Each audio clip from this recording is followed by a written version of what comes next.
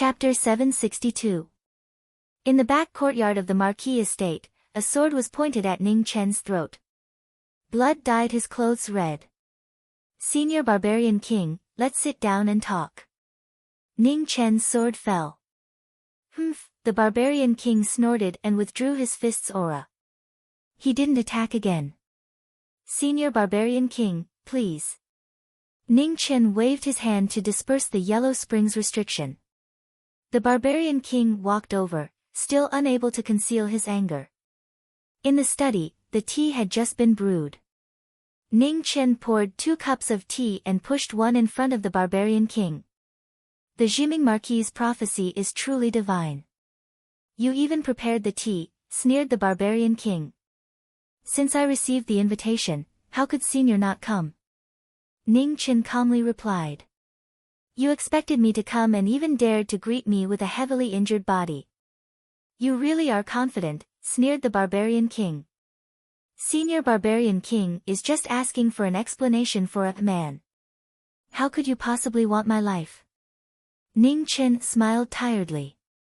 "I'll only remember your life for now.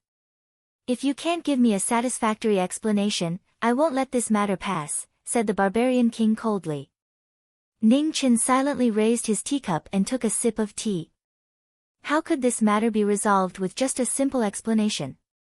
A man is currently cultivating under a true realm venerable in the sky beyond heaven. In less than 100 years, she should be able to step into the true realm. Ning Chen softly put down his teacup. "So what? Don't you know what a man is thinking? When has she ever cared about such things?" Ning Chen was speechless. A moment later, he sighed. 100 years is too long. I can't wait that long." The Barbarian King narrowed his eyes. He had felt something was wrong just now. This child's strength was far greater than 30 years ago. Now that they met again, he seemed much weaker. Thinking of this, the Barbarian King grabbed Ning Chen's arm and poured his true essence into it. A moment later, his expression changed. "You." The Barbarian King was shocked. His foundation had been destroyed and his lifespan had less than 100 years. How could this be? Ning Chen withdrew his arm and calmly said, "It's a long story. Regardless of whether or not my foundation is destroyed, with my talent, it's impossible for me to step into the immortal realm within 100 years. When the Barbarian King heard this, he gradually fell silent. All along, this kid's performance had been too shocking, causing them to forget that this kid's aptitude was indeed not suitable to practice martial arts. The candlelight flickered, and the atmosphere in the study was strangely quiet. Neither of them said anything, and they drank cup after cup of tea.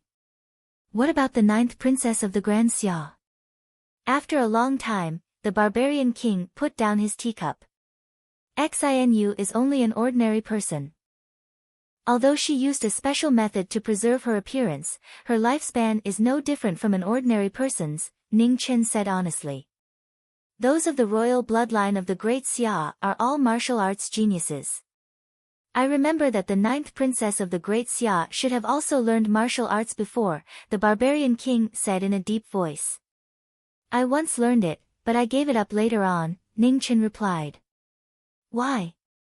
the Barbarian King asked. "Not everyone wants to live forever. This is Xinu's choice." "I respect her decision," Ning Chen calmly said. The Barbarian King stared at the man before him as a bright light flashed in his eyes. Was the truth really so simple? Immortals were strangers while ordinary people stayed together. The 9th princess of Great Xia was the smartest person in the world. She was willing to be ordinary in exchange for dozens of years of companionship. Such determination was something that no woman in the world could compare with.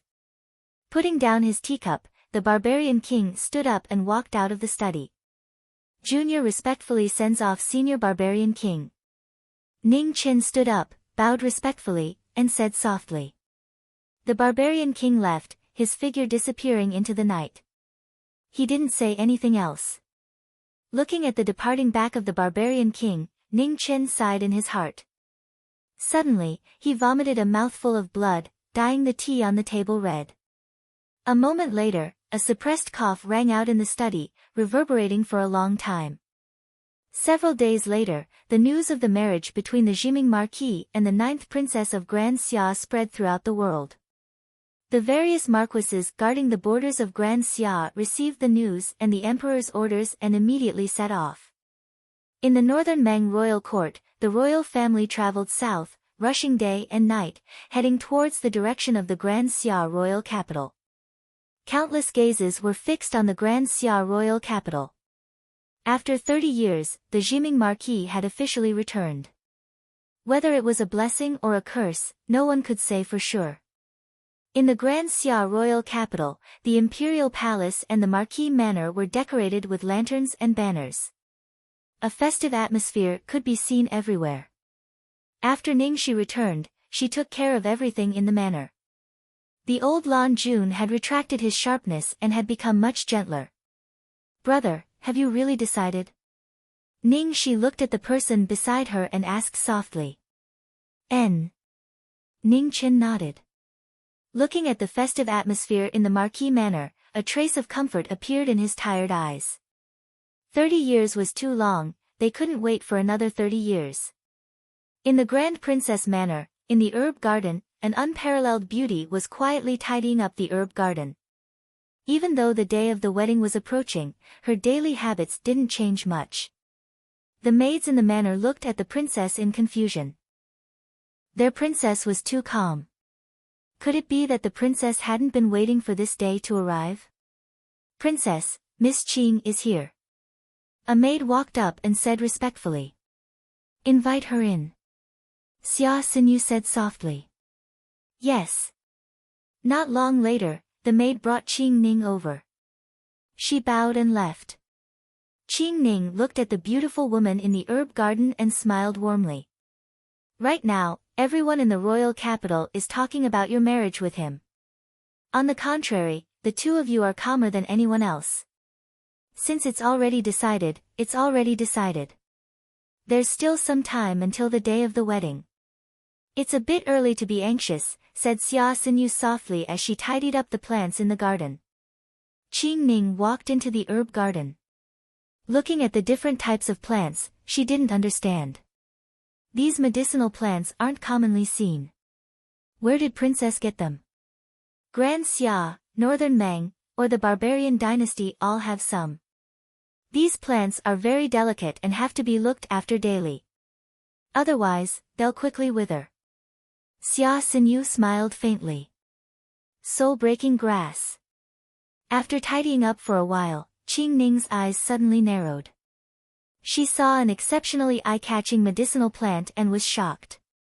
"Sister Qing Ning, there's no need to think too much. All medicinal plants are somewhat poisonous. Soul-breaking grass is no different from other medicinal plants. It's just that its medicinal properties are a bit more intense." Xia Xinyu smiled. "As long as you're careful when you use it, it'll have effects that ordinary medicinal plants don't have." Qing Ning was silent. She looked at the woman in front of her. After a while, she softly said, "Is it worth it?" It was not easy for non-cultivators to retain their looks. There were always gains and losses. The price behind this was easy to imagine. "It's worth it."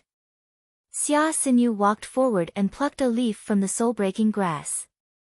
She put it in a purple jade box and placed it next to her. Qing Ning sighed. The Grand Xia's 9th princess was more beautiful than flowers. Her martial talent was not inferior to her eldest brother's. Yet, she had given up on immortality and was willing to be ordinary. She would rather have a short period of time than wait forever. This 9th princess really was the proudest person in the world. In the Grand Xia's imperial mausoleum, in front of Zhang Xuan's tomb, Bai Yi walked over. She was weary and exhausted. Her knees touched the ground. Even if her name shook the starry sky, even if she was unrivaled, so what? She didn't want immortality and didn't want to have an afterlife. In this life, she only wanted to have no regrets. Not far away, Ningxi stood silently. She looked at her brother in front of Zhang Xuan's tomb and didn't disturb him. Empress, I came to tell you something. Xinyu and I are going to get married. The time is half a month later. Once Xinyu marries, we'll come together to pay our respects to you. Ning Chen had a smile on his face. He knelt in front of the tomb and recounted everything that had happened in the past few days. After an unknown amount of time, outside the mausoleum, the autumn wind blew past the red maple trees. An autumn leaf silently flew into the mausoleum and landed on the tombstone. The red maple leaves were as beautiful as blood. Autumn was cold. It was another year of falling leaves. The passage of time mercilessly made people grow old. Ning Shi, are the maple leaves outside all red? Ning Chen looked at the maple leaves on the tombstone and asked. Yes. Ning Shi nodded and softly replied. Ning Chen was silent. After a moment, he stood up and said, "Bring me to take a look." After speaking, Ning Chen turned and walked out of the mausoleum. 300 meters outside the mausoleum, there was a red maple forest. The red maple leaves were like fire and fluttered in the wind. Ning Chen stood in the forest and looked at the red leaves. He sighed emotionally. When he had come, he hadn't noticed that the maple leaves were already red. He had left in too much of a hurry these past few years and hadn't had the chance to stop and take a look. It turned out that the scenery of the world was so beautiful. Boom! Suddenly, thunder rumbled in the sky. Endless resentment swirled around Ning Chen's body, covering the sky and the sun. Knowledge Marquis. Resentment filled their faces. They wouldn't enter the cycle of reincarnation and would stay in the mortal world forever. Everyone, can't wait any longer. Ning Chen looked at the countless faces in the air and calmly said. It's been 30 years. We've long since grown impatient. A sinister woman's face approached and said harshly. For 30 years, none of our descendants have come to avenge us. The heavens are unfair. The resentment on an old face grew even thicker. The commoners are healthy. Your descendants can live in peace and contentment. Isn't that good? Could it be that bearing hatred for your entire lives is what you want? Asked Ning Chen. Is it right for us to die in vain? Jiming Marquis, why were you so vicious when you sacrificed us? Another face came forward and said angrily. There's no need to explain. Everyone, just wait a few more days. I'll give you an explanation, said Ning Chen calmly. How much longer? Faces filled with hatred appeared one after another as they spoke harshly.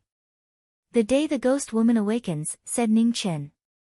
The resentment spirits wanted to say something, but Ning Chen's gaze suddenly narrowed. The chaos volume on his body shone brightly and his aura rapidly spread, drawing all the resentment spirits back into the chaos volume. Brother, the Northern Meng Imperial Courts group is almost here. Let's go back. Ning Shi walked in from outside the maple forest. She looked at the plain-clothed figure in the forest. Yes. Ning Chen nodded. A faint smile flashed on his face as he walked out of the forest. The autumn wind blew the red leaves into the sky, making them look like rain. It was so beautiful that it was intoxicating. Chapter 763. In the north of the Grand Xia Imperial City, the Beimeng Imperial family's ceremonial procession slowly approached. The Emperor and Empress of Beimeng had personally arrived with thousands of elite imperial guards protecting them. Countless imperial families' consecrators were hidden among them. The scene was extremely shocking. When an emperor of a dynasty entered another dynasty, both dynasties attached great importance to it. No one dared to make any mistakes. The four Marshal Marquis personally came out of the city to welcome them. A battalion of imperial army opened the way along the street. The atmosphere of the entire imperial city became tense. Countless soldiers came and went, checking for any hidden dangers that might exist. Marshal Marquis. As the plain-clothed soldiers walked past, they immediately knelt down and greeted respectfully. Rise. Ning Chen said calmly, don't be too nervous. Just patrol as usual. Yes. The soldiers received the order and continued their patrol. Ning Chen walked forward towards the north gate. According to the time, Ming Yu and the others should be arriving soon. 10 li away from the north gate of the imperial city, banners fluttered in the wind. The Beimang imperial guards cleared the way in front. The imperial family's ceremonial procession was surrounded by imperial consecrators. They did not dare to relax at all. As the procession approached, a plainclothed figure stood quietly in front of the north gate. The 4 martial marquises bowed together. No need to be so polite. You are all martial marquises of Grand Xia. There is no need to bow to me. Ning Chen looked at the 4 and said calmly. Kang Yu, Zhangsun Yunxian, Anling Marquis, and Dongji Marquis stood up and took half a step back. Although the person in front of them had already stepped down from his position as Martial Marquis, no one in the world was more qualified than him to bear the title of Martial Marquis. Even Emperor Xia had to bow when he saw him, let alone them. They're here. The sound of wheels and dust flew into the air. A faintly discernible canopy surrounded the procession and rapidly approached. Let's go and welcome the guests from afar. Ning Chen said. Yes. The 4 of them nodded and followed him. The Beimang Imperial Guard's leader saw the plainclothed figure walking towards them and was shocked. He immediately recognized the latter and did not dare to be careless. He immediately raised his hand to stop the procession and dismounted to show his respect. In the next moment, the procession separated and a figure walked out from the canopy. After more than 10 years, the appearance was still the same. Everything had changed too much. Looking at the girl dressed as an emperor, Ning Chen revealed a gentle smile and asked softly, Mingyue, are you all right? It was a familiar face and a familiar voice. Bright Moon's eyes overflowed with tears as she resisted the urge to rush forward. She smiled brightly and said, I've always been good. Although the consecrators of Northern Meng felt strange about this strange greeting, no one dared to say anything. The Jiming Marquis of Great Xia was not an ordinary person. His Majesty had stayed by his side for a long time when he was young. Under his teachings, he must have learned many things that they did not understand. Greetings, Marquis. Behind Mingyu, Amethyst bowed and said respectfully. Ning Chen looked at the former, smiled, and said, Amethyst, we haven't seen each other for so many years. Why haven't you reached perfection yet? Purple Crystal's aptitude is dull. I've made a fool of myself in front of the Marquis. Purple Crystal lowered her head and said. Ha, I'm just joking. Let's go into the city first. Ning Chen smiled as he spoke. Soon after, he turned around and led the way towards the imperial city. Mingyu followed and did not return to the royal family's group. The consecrators of Northern Meng and the commanders of the royal guards all chose to remain silent. They did not want to make His Majesty unhappy. Within the group, Ling Xiao saw this scene and frowned unconsciously. However, he suppressed his emotions and followed the group towards the imperial city of Great Xia. In the imperial city, the entire city was under lockdown. The royal guards lined up to welcome the arrival of the Northern Meng group. At the front, Ning Chen and Mingyu walked side by side. A marquis and an emperor walked side by side. It was so natural, as if it had been more than 30 years. The little girl of the past had now grown up to become the emperor of Northern Meng, whose name shook the entire divine continent. Can I still stay in the marquis residence? Mingyu looked at the person beside her, her delicate face filled with anticipation. Not this time. Ning Chen smiled and said, this time, you are here as the Emperor of Northern Meng to attend my wedding with Xinyu. In the end, you have to be arranged by the Minister of Honglu of Great Xia to enter the reception courtyard. I don't want to go. Ming Yu's face flashed with dissatisfaction. You can't be willful. Now that you are the Emperor of Northern Meng, it's fine normally, but this time, you have to follow the rules. Ning Chen advised softly. All right. Seeing that the person beside her didn't agree, Mingyu knew that she couldn't go against the rules this time and could only give up. After thinking for a while, Mingyu glanced at the group behind her and whispered, "Bad guy, can I ask you something?" "Speak." Ning Chen replied. "The Ling family of Northern Meng is strong now. Although the Empress and the Wang family are keeping them in check, the Ling family's strength is growing too fast. I feel that the Wang family and the Empress won't be able to keep them in check." Mingyu whispered. "I should have taught you how to keep powerful officials in check. Why did you let a powerful official like the Ling family appear?" Ning Chen didn't understand. "Behind the Ling family is Yang Ho." Mingyu replied. "Yang Hong." Ning Chen frowned and said, "Even if you didn't tell me, I was going to ask. Why didn't Yang Hong come this time? He should be the strongest person in Northern Meng. Yang Ho has been in seclusion for 7 years and hasn't come out. In this generation of the Ling family, one of them is Yang Ho's disciple. Thus, their strength is growing very fast. No one in Northern Meng dares to easily offend them." Mingyu said honestly. "Supporting powerful officials and keeping them in check is only a temporary solution. The two most important things cannot be lost: the people's hearts and military power. You are the Emperor of Northern Meng. As long as you don't act ruthlessly, the people's hearts will not be lost. As for military power, who holds it now?" Ning Chen asked. "I have 30% of the military power. 20% is in the hands of the old minister's descendants. The remaining 50% is in the hands of the Yang family and the Wang family," Mingyu said simply. 30% of the military power is too much. Northern Meng's military power is too concentrated. It's better to deal with it as soon as possible." Ning Chen reminded. "The military power in the hands of the old minister's descendants is still manageable. However, the Yang and Wang family's power has already taken root in the imperial court. Almost half of the court officials are related to these two factions. It's easier said than done to take back this military power."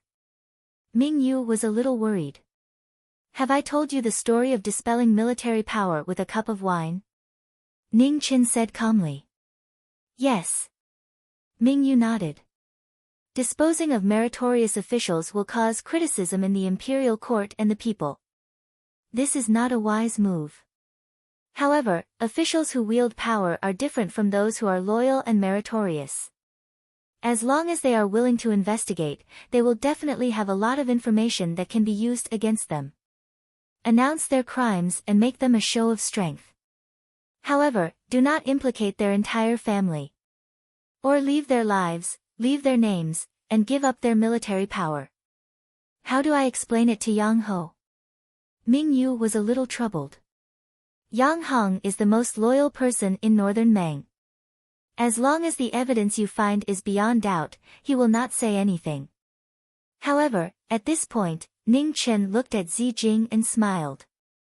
"It's not appropriate to place your trust in others. If Zi Jing's strength is enough to deter those who have ulterior motives, it will be much easier for you." Hearing this, Zi Jing's eyes flashed with shame. Her cultivation was still too low. "Zi Jing, make a few more trips to the Marquis' residence these days." Ning Chen smiled. Zi Jing was stunned. Then, joy appeared on her face.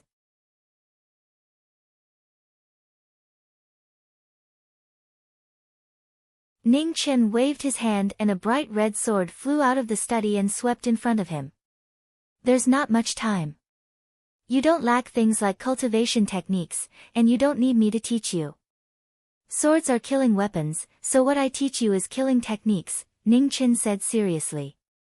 "Please teach me, Marquis," Zi Jing said respectfully. "Do you need my help?" At this moment, a stream of light gathered in the void above. A beautiful and noble figure walked out. Her aura was majestic and even stronger than before. "Female Supreme, how have you been?" Seeing the person who came, Ning Chen smiled and said. Chapter 764. In the backyard of the Marquis' establishment, Nu Chang appeared. Her beauty and otherworldly aura made people not dare to profane her. Jiming Marquis, you've put yourself in such a sorry state again. Nu Chang looked at the man in front of her and said helplessly. I had no choice. Ning Chen smiled. Nu Chang understood that the person in front of her did not care about this and did not persuade him. She looked at the woman in purple and asked, Who is this girl, is she your new disciple? Ning Chen shook his head and said, Jing is Mingyue's personal servant. Although she is a servant, she is no different from an elder sister. Right now, there are many hidden dangers in Beimeng's court. I am worried about Mingyue's safety, so I let Jing learn some things. Nu Chang looked at the former with a strange expression and said, You really can think of letting a girl with clean hands learn your killing methods. Ning Chen was rendered speechless. After a short moment, he laughed bitterly and said, Your Highness, please don't laugh at me. That's all I know. Your Highness ought to be aware that I learned all those things from slaughter. Besides that, I can't teach you anything else. You can't teach, but that doesn't mean I can't. Let this noble one do it. Nu Chang said. Hearing this, Ning Chen was surprised and then came back to his senses. He looked at Jing and said softly, Jing, why aren't you thanking Nu Chang? Thank you, Nu Chang. Amethyst suppressed the confusion and doubt in her heart, bowed and thanked him. Nu Chang is the master of Changling and has been an immortal for many years. If she teaches you, you will get twice the result with half the effort. Ning Chen explained. Jing heard this and was first shocked. Then, respect flashed across her face and she bowed again. This girl's talent is actually not bad, but she has never received guidance from a true expert. Jiming Marquis, I have always been curious. The people around you are all outstanding in martial arts, but why are you so ordinary? Nu Chang's lips curved slightly. Nu Chang, please don't tease me. This is not something I can decide. It is not the conduct of a gentleman to always expose others' scars, Ning Chen said helplessly. Talking about a gentleman's conduct with a girl, Jiming Marquis, have you become stupid from practicing martial arts? Nu Chang smiled. Ning Chen was choked to the point that he couldn't say anything. The glib tongue that he had always used was useless at this moment. On the side, Purple Crystal listened to the conversation between the two and could not help but snicker. In her eyes, the Marquis of Jiming was omnipotent. She did not expect that there would be someone who could defeat him. If you want to laugh, then laugh. Be careful that you don't injure yourself, Ning Chen said unhappily. Purple Crystal covered her mouth and chuckled. Her shoulders trembled as she tried even harder to hold back her laughter. Female Supreme, go ahead and teach her a lesson. I don't care anymore. Ning Chen waved his hand and walked to the side, leaving the two of them alone. It was time to get down to business. Female Chang and Purple Crystal's expressions turned serious, and they stopped joking around. Amethyst, don't hold back, Female Chang sternly said. N. Purple Crystal nodded. She activated her true essence, and her figure instantly flew out. As they exchanged blows, a vast amount of energy appeared. Their feet moved lightly, and their slender hands carried the force of 1,000 caddies. The instant they exchanged blows, the might shook the heavens and the earth. Ning Chen was already prepared. He activated the underworld divine restriction to protect the Marquis mansion. Frost burial of 100 flowers. Not wanting to hold back, Purple Crystal raised her hand and used her ultimate move. Purple ice crystals gathered around her, silently drifting about. The surrounding void instantly froze. Extreme cold cultivation body. Female Chang's eyes narrowed. She turned her palm into a finger, gathering the sharpness of heaven and earth. With one step forward, she broke through the thousands of crystal lights. When their moves collided, Purple Crystal retreated half a step and leaned to the side, avoiding the sharpness. After losing momentum in one move, every move was suppressed. In less than 10 moves, a palm landed on Purple Crystal's chest.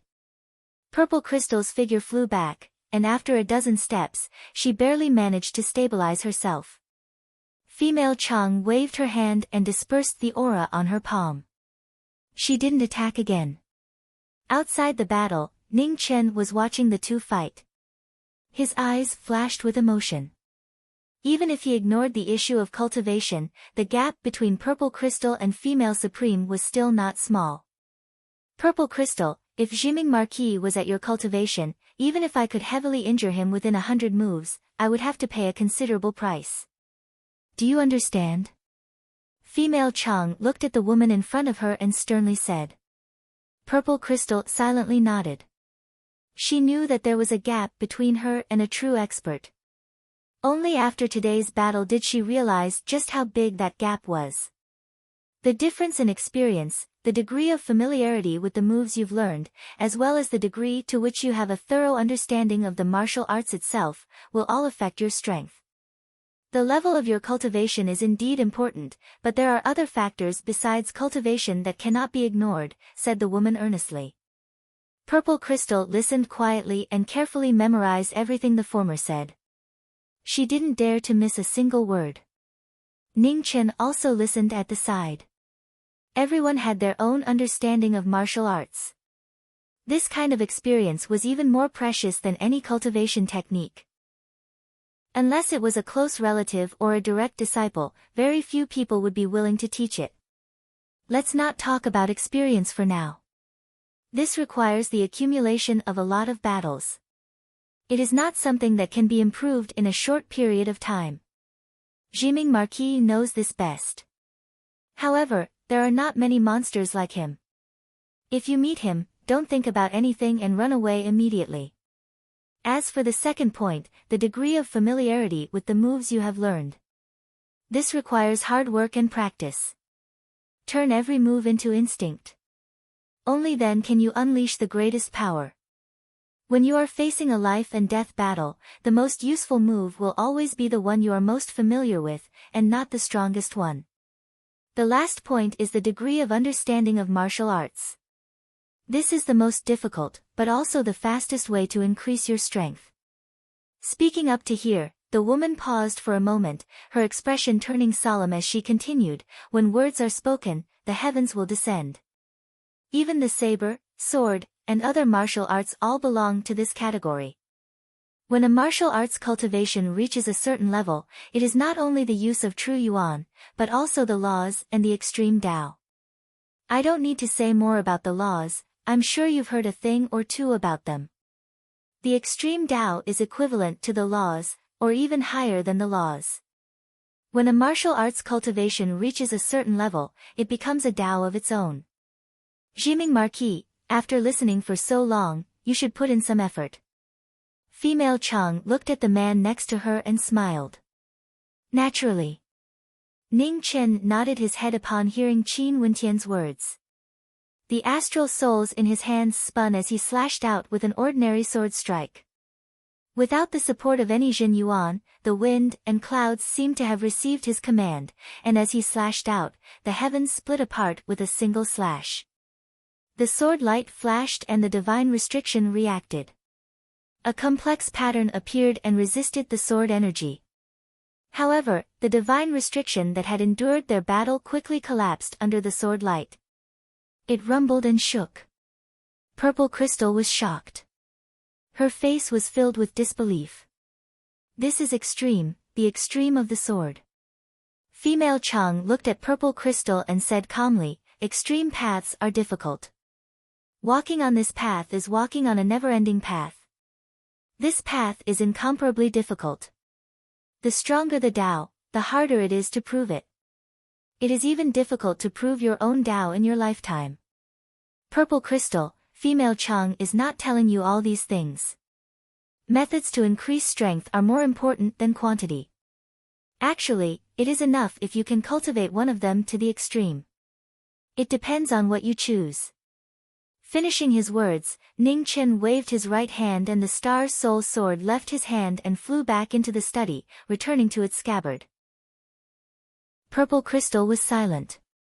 Hesitation flashed across her face. She couldn't make a decision. Go back and think about it. Don't make a decision so easily. However, once you make a decision, you can't regret it. Ning Chen calmly said. Okay. Amethyst nodded slightly, bowed to the two of them, and then left. How is it? Does female Chang think that purple crystal will be able to enter the supremacy realm in a short time? Asked Ning Chen as he watched the former leave. Ning Chen shifted his gaze to the woman beside him. It's very difficult. Female Chang shook her head and said, although the laws of the world are no longer suppressed after the Hell King's boundary was broken, purple crystal has only cultivated for a short time. Even if her talent is good, it is only good. There is still a big gap between her and those monstrous friends of yours. It is almost impossible for her to enter the supremacy realm in a short time. Ning Chen's eyes lit up and he said, other than increasing my cultivation, the three methods that female Chang mentioned are not easy for purple crystal. It's not easy to increase one's strength. You should know this better than anyone, Marquis Jiming, New Chang said seriously. It is because I know that I don't want them to work so hard. Ning Chen sighed. Female Chang was silent. After a while, she said softly, I will try my best. Thank you, female Chang. Ning Chen bowed respectfully and thanked her. There is no need to say thank you. Let's sit down and talk. Female Chang said seriously. Please. Ning Chen nodded. In the study, the candlelight lit up again. The two of them sat facing each other. They had known each other for 30 years. When they first met 30 years ago, they were strangers who made a fair deal. 30 years later, they were friends who didn't need to speak much. What happened? Female Chang asked softly. It's a long story. Ning Chen replied. Then tell it slowly. Female Chang said calmly. Ning Chen sighed and told her everything that had happened over the years. The candlelight flickered and reflected the two of them. He calmly told her the story of his life. The bright moon was like water. It shone through the paper window and sprinkled a light chill. Time restriction. Female Chang narrowed her eyes and said, Can you let me take a look? Ning Chen nodded. He flipped his hand and a jade slip appeared. He handed it to the woman in front of him. Female Chang took the divine restriction and scanned it with her spiritual sense. Her eyes flashed. As expected of one of the three divine restrictions, it was really profound and mysterious. If female Chang is interested, I can give it to you. Ning Chen said. Female Chang's expression changed. She shook her head and said, No need.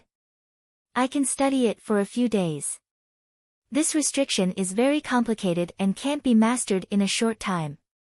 I think you will need this item. Ning Chen smiled and didn't say anything. Female Chang was startled when she saw the expression on Ning Chen's face. Then she seemed to have thought of something. She couldn't help but laugh at herself and said, I forgot that the world-famous Marquis Jiming is the smartest person in the world. How can a mere time restriction be compared to you? Female Chang's praise is too much. The records of the three divine restrictions are incomplete. Otherwise, I wouldn't have been able to remember all the changes. Ning Chen said honestly. Being too modest is being arrogant. Female Chang replied faintly. She looked at the jade slip in her hand and sighed in her heart. She said with a complicated expression, Marquis Jiming, I have reminded you more than once to not care about other things in the past 100 years and to focus on cultivation. You just didn't listen. Now that your two bodies have disappeared and your foundation is almost destroyed, it will be harder for you to become an immortal. It's enough. Ning Chen smiled and said, Jiming has no regrets in this life. If there is an afterlife, I am willing to be ordinary. Chapter 765. The wind was like water, and the night was as cold as the moon. Both inside and outside the palace, a joyous atmosphere spread. The day of the wedding had arrived, and the world was celebrating. Within the palace, Goddess Heli was dressed in a red wedding dress. Her features were picturesque, and she was extremely beautiful. Outside the palace, she took off her plain clothes, revealing a noble robe. Her expression was as calm as water, without any ripples. 30 years, fate came and went, from knowing each other to missing each other. Today, she had returned to the starting point. The face in the mirror was flawless, with gold hairpins and pearls, shining under the candlelight. Behind her, the elder sister was dressing up, wearing a green dress. Her gentle eyes looked at the person in the mirror, and she felt slightly gratified. The white jade comb brushed through her hair, gently falling down. 1 comb to the head, no need to worry about wealth. 2 comb to the head, no sickness and no worries. 3 comb to the head, many children and longevity. Another comb to the tail, raising the case to the eyebrows. 2 comb to the tail, flying side by side. 3 comb to the tail, forming an eternal heart pendant. What was once an illusion had now become reality. Xia Sinyu's face had a calm smile, and her stunning face was even more charming. The historians of Great Xia were known for their strictness. It was not easy for a woman to enter history, and it was even harder for her to get an evaluation, much less her looks. In the 1,000 years of Great Xia, only the 9th princess was favored by the historians. Using the ancient rules, she was famous in the world. Wei Yang had a beauty, exceptional and independent.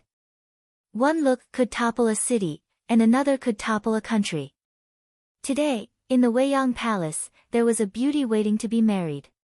Jiming Marquis Manor.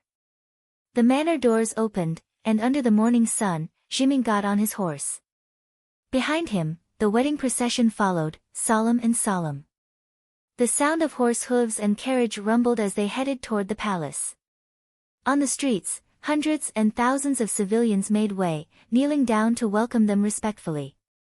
The wedding of every marquis was a grand occasion for the dynasty. Furthermore, this was the Jiming Marquis, who had become the faith of Great Xia. Everyone was waiting for this day. It was not a long journey, but it took 4 hours. The ceremony of the royal family was complicated, and at the end of each path, there were officials waiting respectfully. In front of Donghua Gate, the betrothal gifts got out of the carriage.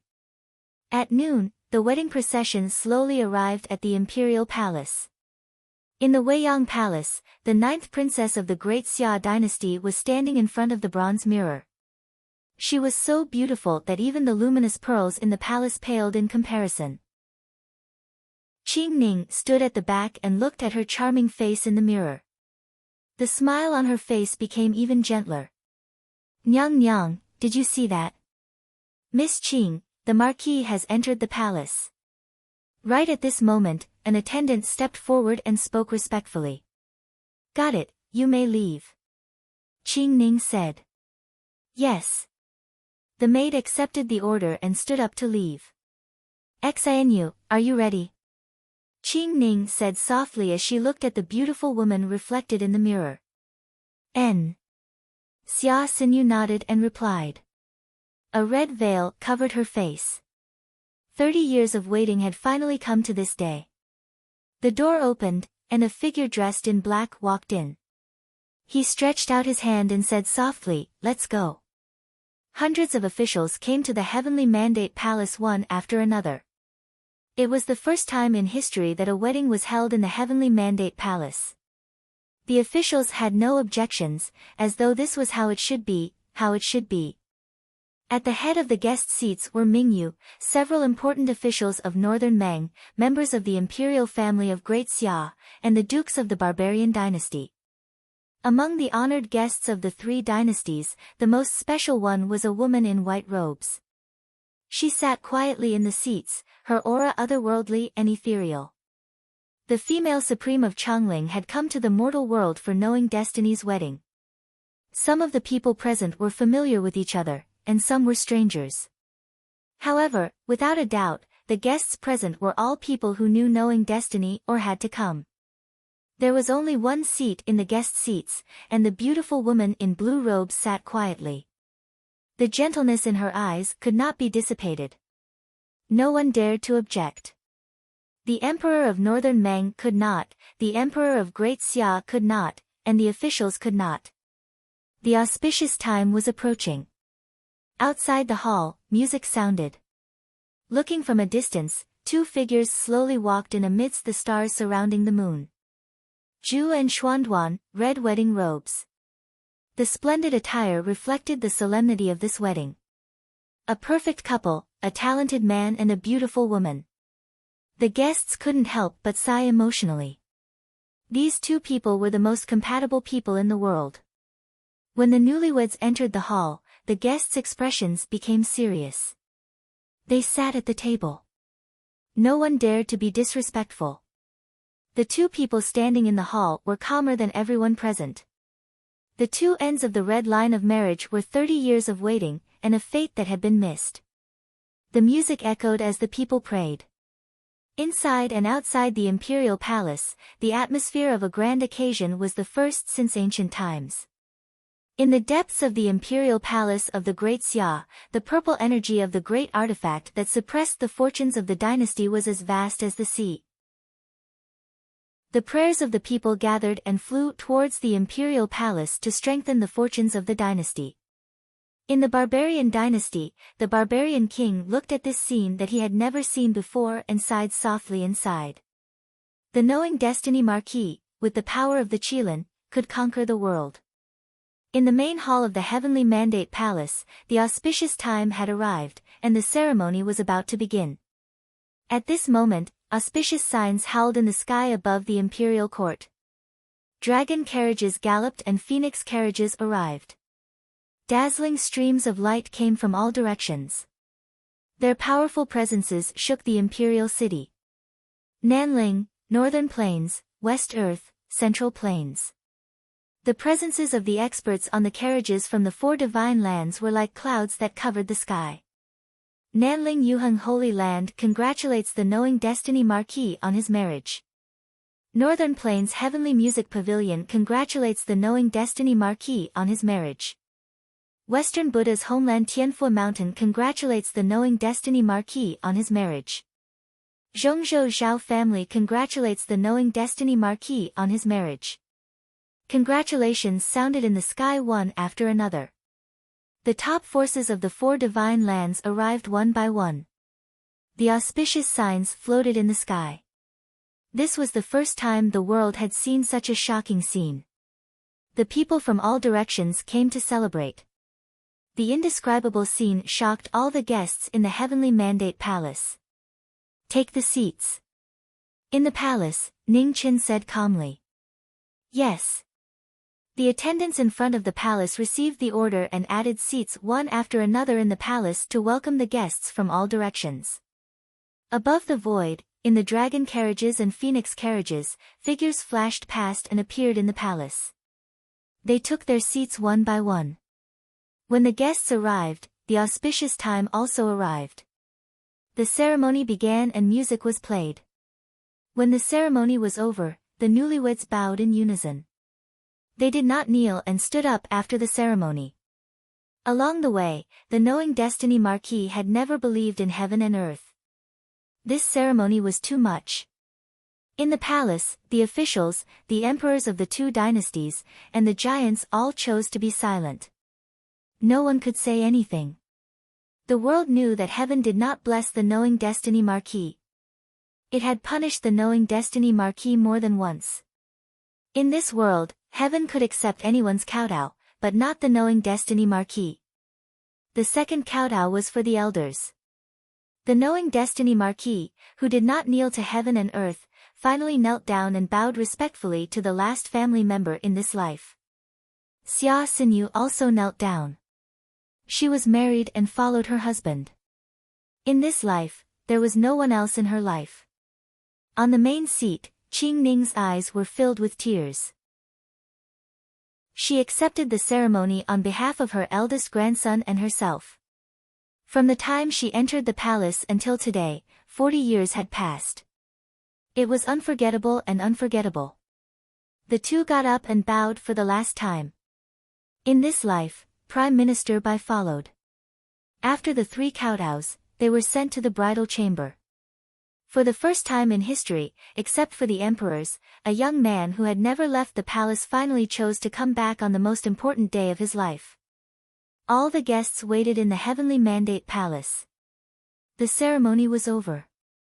After the toast, the person they were waiting for would appear again. They came for two reasons. One was to congratulate, and the other was to meet the knowing destiny Marquis. In the Weiyang Palace, in the room where Ning Chen first entered the palace, the two walked in together. On the table, there was wine that had been prepared, exuding a faint aroma. The two sat down. Ning Chen poured 2 cups of wine and handed it to the person in front of him. Under the red veil, Xia Xinyu took the wine cup. The toast was witnessed by a lifetime of white hair. In the mouth of the wine, there was sweetness in the bitterness. It was like a portrayal of this life. Bitter wine had many flavors.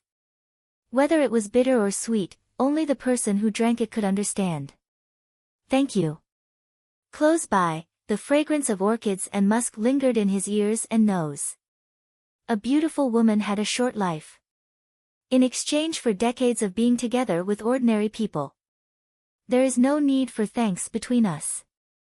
Ning Chen responded softly. There was a trace of a smile on his face. He said, "Wait for me here. I will be back after I entertain the guests." Okay. Xia Xinyu nodded and agreed. Ning Chen smiled, got up and walked out of the room towards the heavenly mandate palace. In the room, Xia Xinyu sat quietly. The red veil on her head covered her face. She had long been used to waiting. 30 years was like a day, one day was like 30 years. In the heavenly mandate palace, knowing destiny returned. With the Xian Duan on him, his expression was less cold and more peaceful. Seeing the former appear, the officials in the palace and the guests from all sides were slightly stunned. Immediately, they smiled respectfully and congratulated him one by one. Toasts were given, one after another, blessings. Ning Chen responded to them one by one, drinking 1 cup after another. Mingyu got up, holding a cup of wine in her hand.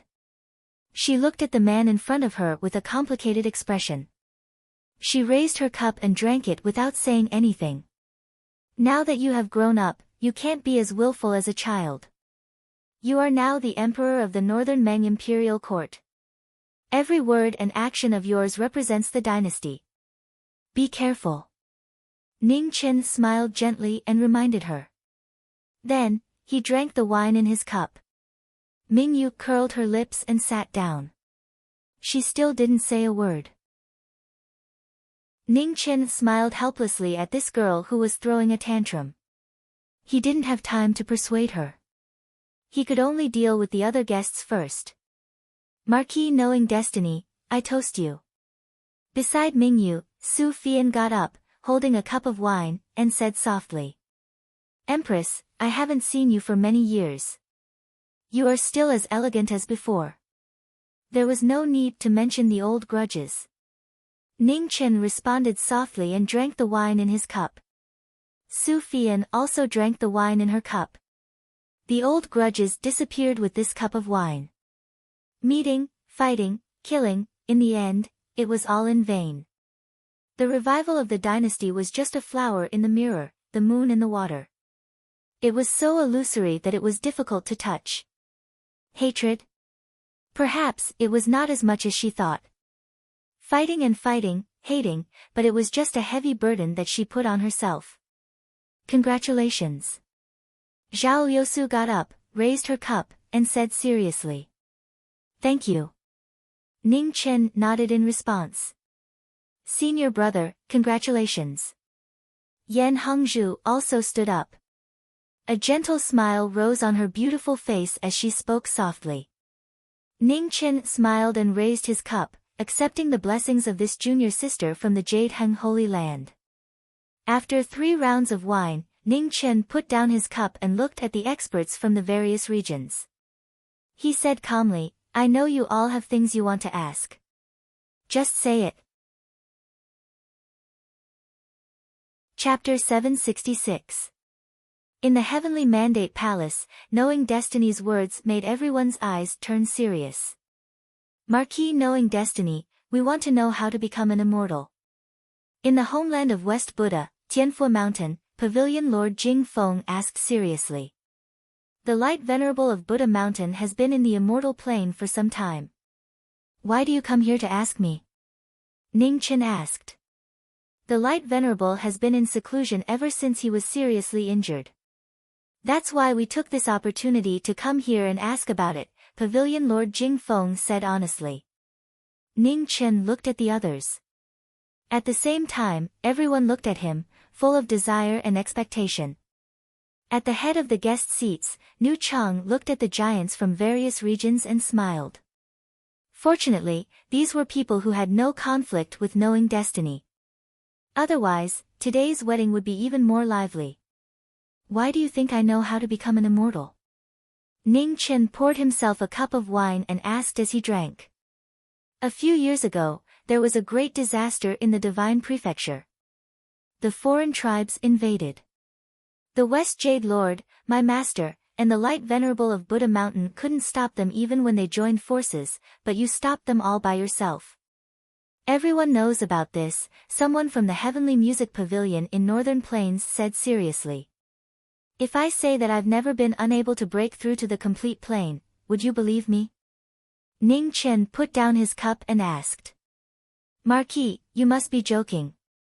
The person from the Heavenly Music Pavilion said calmly. Ning Chen looked at Rui Hongzhu and smiled. Hongzhu, do you believe me? Hongzhu will believe whatever senior apprentice brother says. Rui Hongzhu nodded and said seriously. Ha! Ning Chen laughed softly and said, to be honest, I've never entered the immortal plane. However, since you've come from afar, I can't let you go back disappointed. At the head of the table, Nu Chang drank her wine quietly and didn't interrupt. Although knowing destiny hadn't entered the immortal plane, it didn't mean that he didn't know how to go. Not knowing and not being able were two completely different things. The former was incompetence, while the latter was helplessness caused by fate. Up until now, everyone has experienced the 3 calamities, the 5 tribulations, and then the tribulation of supremacy. This is the end of the path of the human world. If you want to break through again, you will no longer have the talent of a mortal.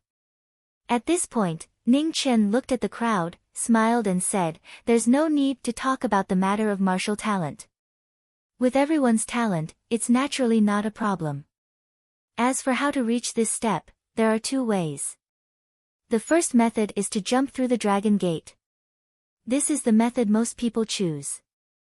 Everyone knows that when one reaches the peak of the mortal realm, the Dragon Gate will appear. The inner realm is affected by the Underworld King's barrier, so very few people have been able to jump through the Dragon Gate. To choose this method, you need to master at least one type of law. When you jump through the Dragon Gate, the law of the world will suppress you through the Dragon Gate.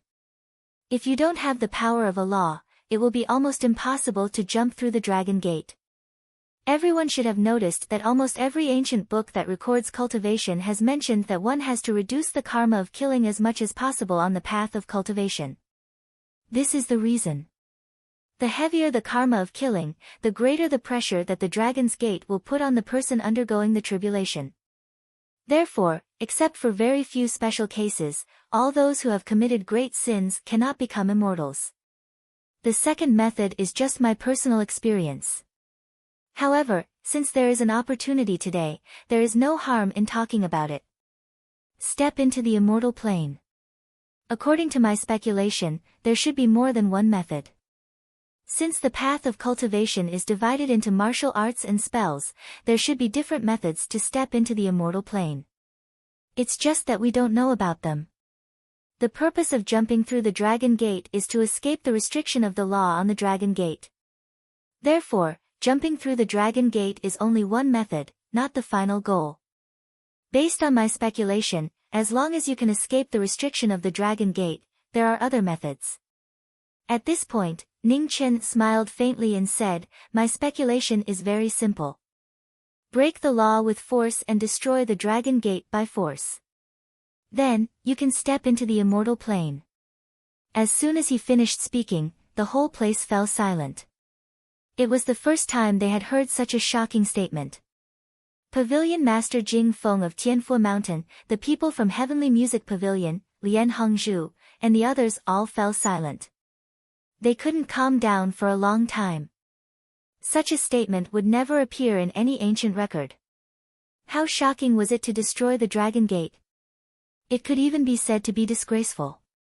Seeing everyone's expressions, Ning Chen smiled and said, "Don't think too much. As I said, the second method is just my speculation. I don't know if it will work. Just take it as a joke. If you want to step into the immortal plane, you have to master a law. Jumping through the Dragon Gate is the right way. You know better than me how to cultivate the law, so I won't show my slight skill in front of an expert." During the banquet, the giants of the great sects looked at each other and immediately suppressed the shock in their hearts. "Thank you for your advice." Pavilion Master Jing Feng of Tianfu Mountain was the first to stand up and bow respectfully. "Thank you for your advice." After one person stood up, everyone stood up. The giants of the sects from the 4 regions stood up one by one and bowed in unison, expressing their gratitude respectfully. "You're too polite. It's just some personal opinion. If it can be of use to your future cultivation, it will be my honor," Ning Chen said with a smile. After getting the answer they wanted, they didn't ask any more questions. On a day of great joy, they had to know their limits. Otherwise, it wouldn't be a good thing to make this person unhappy. The banquet officially began. All parties toasted each other, and a festive atmosphere filled the entire Heavenly Mandate Palace. On this day of celebration, the 3 dynasties and the 5 regions gathered together. They put aside their grievances and only wished each other well. During the banquet, Ning Chen drank one cup after another with the guests. He didn't refuse anyone. In less than 4 hours, he had drunk countless cups. When the sun set, the banquet ended. After a round of farewells, the guests left one after another. The dragon carriage and the phoenix carriage flew across the void and left one after another. "Senior brother, if you have time, come back to the Yuheng Holy Land. Master misses you very much."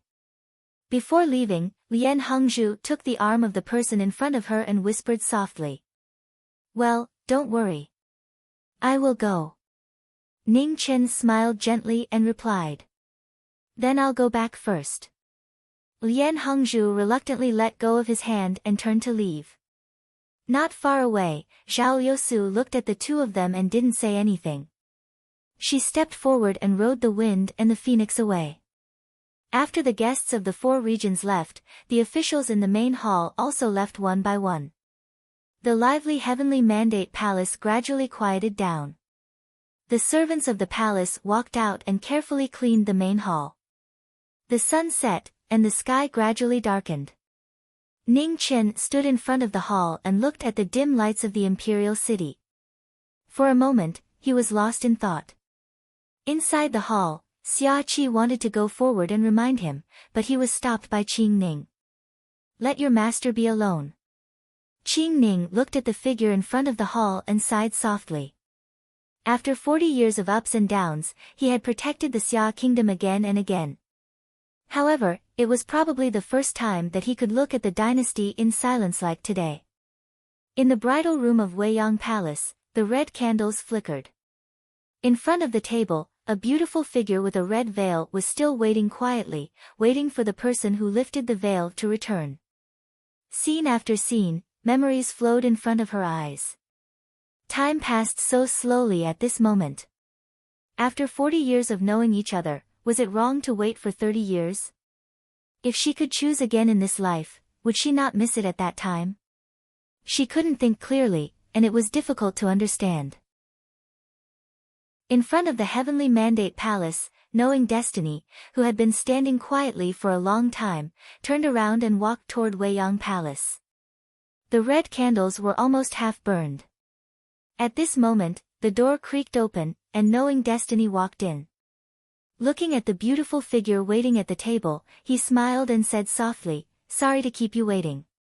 Shi Qing lifted the red veil, and what came into his eyes was the beautiful face. No matter how many years had passed, it was still breathtaking. You've waited for so long. Eat something first. Ning Chen opened the desserts and dishes on the table, one by one, and put down the bowl and chopsticks. Xia Xinyu took the bowl and chopsticks and ate in small bites. The pleasing scene made it difficult for people to look away. Aren't you eating? Seeing that Ning Chen kept looking at her, Xia Xinyu blushed and asked softly. I drank too much outside just now. I can't eat anymore. You eat, I'll just watch you eat. Ning Chen chuckled. Okay.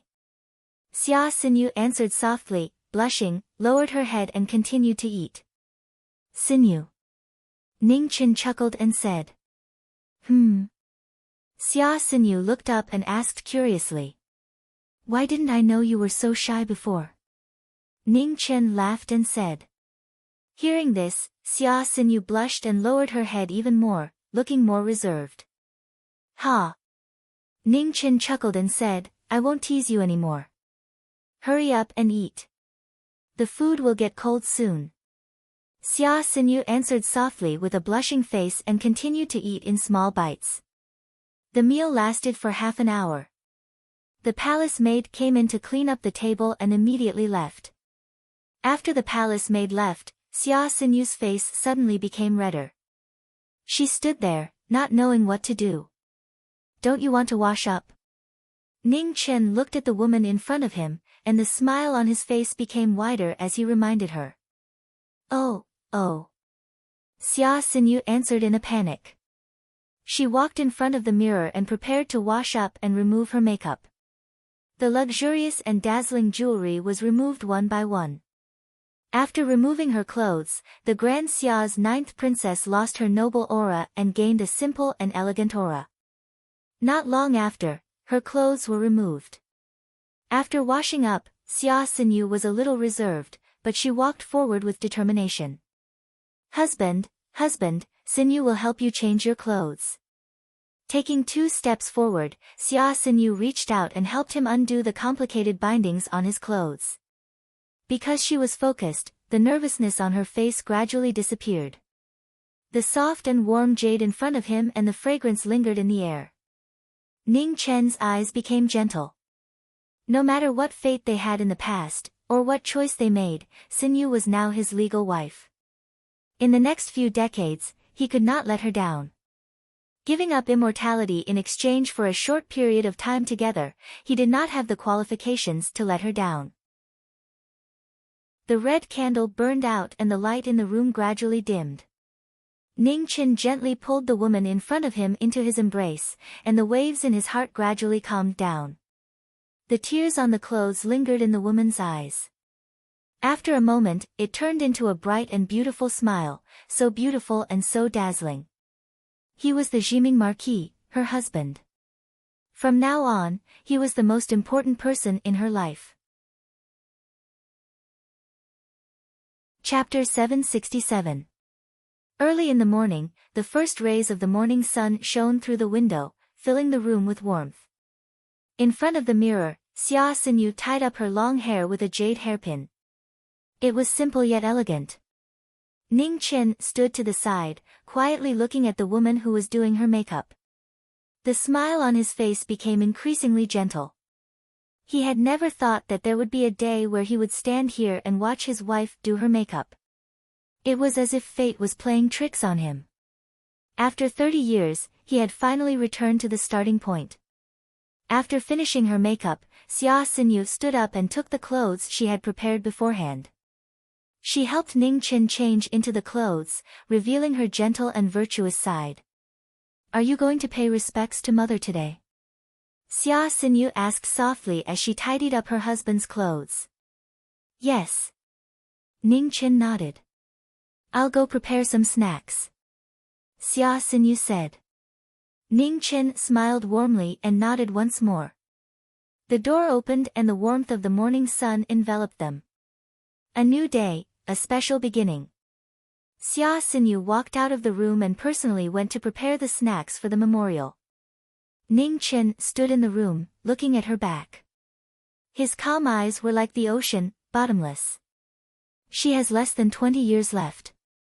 Since you promised to marry her, you must not let her down. At some point, Qing Ning walked out of the room and reminded him seriously. I know. Ning Chen said softly. For the next 20 years, don't worry about anything. Just accompany her. Qing Ning sighed. I will. Ning Chen nodded. In the afternoon, two figures appeared in the Grand Xia's imperial tomb. The plain-robed Zhi Ming and the purple-robed ninth princess walked over side by side. Red maples drifted past. The late autumn wind was slightly cold, pushing the arrival of winter. In the imperial tomb, Zhi Ming knelt on the ground and placed down plates of pastries. There was always a faint smile on his face. Your Highness, Xinyu and I have come to see you. Ning Chen stretched out his hand and brushed away the fine sand on the tombstone. In the past, you always hoped that Xinyu and I would be together. Now, your wish has come true. Xinyu is now the daughter-in-law of the Marquis Manor. No one can snatch her away. Xia Xinyu silently knelt to the side. A married woman would follow her husband. Her body, her heart, they no longer belonged to her. I didn't think so in the past, but now that I think about it, Empress is the smartest person in the world. I deviated from the path you arranged for me for 30 years, but in the end, I still returned. From now on, you can rest at ease. Grand Xia is doing very well, Zi is doing very well. Xinyu and I are doing very well as well. The whispers that reverberated in the imperial mausoleum did not stop for a long time. The famous Ximing Marquis of the Great Xia dynasty had been running around and fighting for his entire life. Only in front of this elder who had protected, cared for, and scolded him could he shed his disguise, complain, and share his joy. How could there be a second Marquis Ximing in the world who was willing to sacrifice everything to protect the people he cherished? How could there be a second Empress Zhangsun in the world who treated a young man who was somewhat smart but somewhat reckless as her own son and repeatedly protected him at the expense of her reputation and safety? Giving and receiving were always difficult to be equal, especially when it came to emotions. However, there were always exceptions. Zhangsun had done a lot of favors, and Zhi Ming had returned the favor. Furthermore, there was the prosperity of Great Xia. Outside the imperial mausoleum, time slowly passed. At noon, in the maple forest not far away, the leaves rustled as they drifted through the air. Within the imperial mausoleum, the kneeling Ning Chen involuntarily frowned. He glanced at the woman beside him as he spoke in a light voice, I'm going out for a while, I'll be back soon. Okay. Xia Xinyu didn't ask any more questions, she simply replied. Ning Chen stood up and walked out of the imperial mausoleum, heading towards the maple forest not far away. In the maple forest, numerous silhouettes sped through, rushing towards the direction of the imperial mausoleum. Su Yi appeared, standing in the middle of the maple forest. Her eyes were cold as she calmly asked, Everyone, are you here to look for me? Kill. She didn't say anything, but her killing intent had already appeared. Over 30 silhouettes flashed past, their cold sabers reflecting the sun. You all shouldn't have come here. Didn't your master tell you to choose a good place to be buried before you act? As the sound of her voice faded, her astral soul was unsheathed. A scarlet sword flashed past, and Su Yi moved with it. Killing intent flashed, her life and death were uncertain. Su Yi's sword didn't have time to react, it flashed through the red maple forest, causing blood to blossom. The final glory of life was so beautiful. The red maple forest fell, and Su Yi's silhouette stopped. Behind her, over 30 silhouettes fell to the ground. From the beginning to the end, they didn't even have time to attack. Their eyes were filled with unwillingness and shock. Even in death, they couldn't close their eyes. Only at the last moment did they understand what it meant to be in the heavens beyond the heavens. We pay our respects to the Martial Marquis. Outside the maple forest, a general in charge of guarding the imperial mausoleum hurried over and respectfully bowed. "Pack up, don't make a fuss," Ning Chen calmly said. "Yes." The general accepted the order and replied. Ning Chen sheathed his sword and walked out of the maple forest. Within the imperial mausoleum, Xia Xinyu quietly waited for Ning Chen to return. After a while, Sui walked in, the smile on her face was as gentle as ever. "Let's go back." Seeing that Ning Chen had returned, Xia Xinyu softly said. "Okay." Ning Chen nodded. He once again bowed to the stone tablet in front of the mausoleum, bidding farewell before leaving with the people beside him. At the same time, in the guest courtyard of the Honglu Temple, over 10 unfamiliar silhouettes appeared. Without saying a word, they directly charged into the guest courtyard. It was noon. The imperial guards guarding the guest courtyard did not expect a sudden massacre.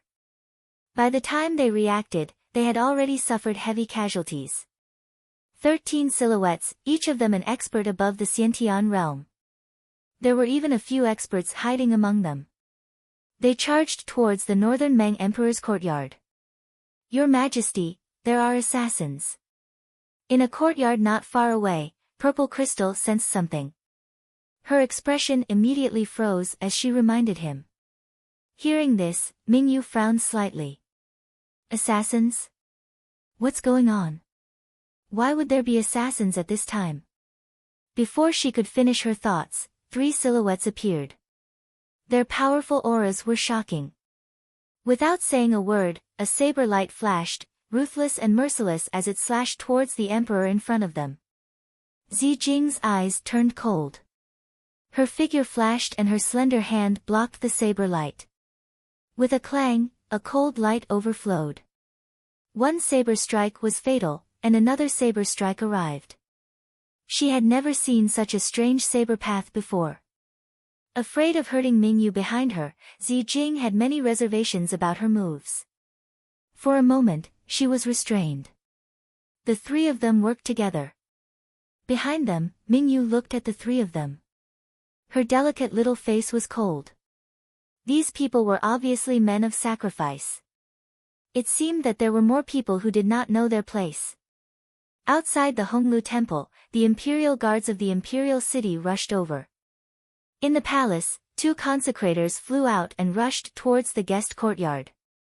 The assassination of the northern Meng emperor in the Xia kingdom was a huge matter. If it was not handled well, it might cause another war between the 2 dynasties. In the Heavenly Mandate Palace, after hearing the report from the commander of the Dark Dragon Guards, Xia Qi's handsome face immediately became unusually gloomy. Who was behind this? There was no news at all. In front of the Jiming Marquis residence, 2 people returned. Xia Xinyu stopped and looked at the person in front of her. A gentle smile appeared on her beautiful face. She said, "You walked so fast.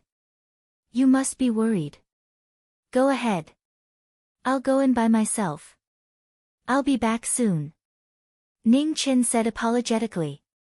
Without further delay, he stepped forward and rushed towards the direction of the sound of the battle.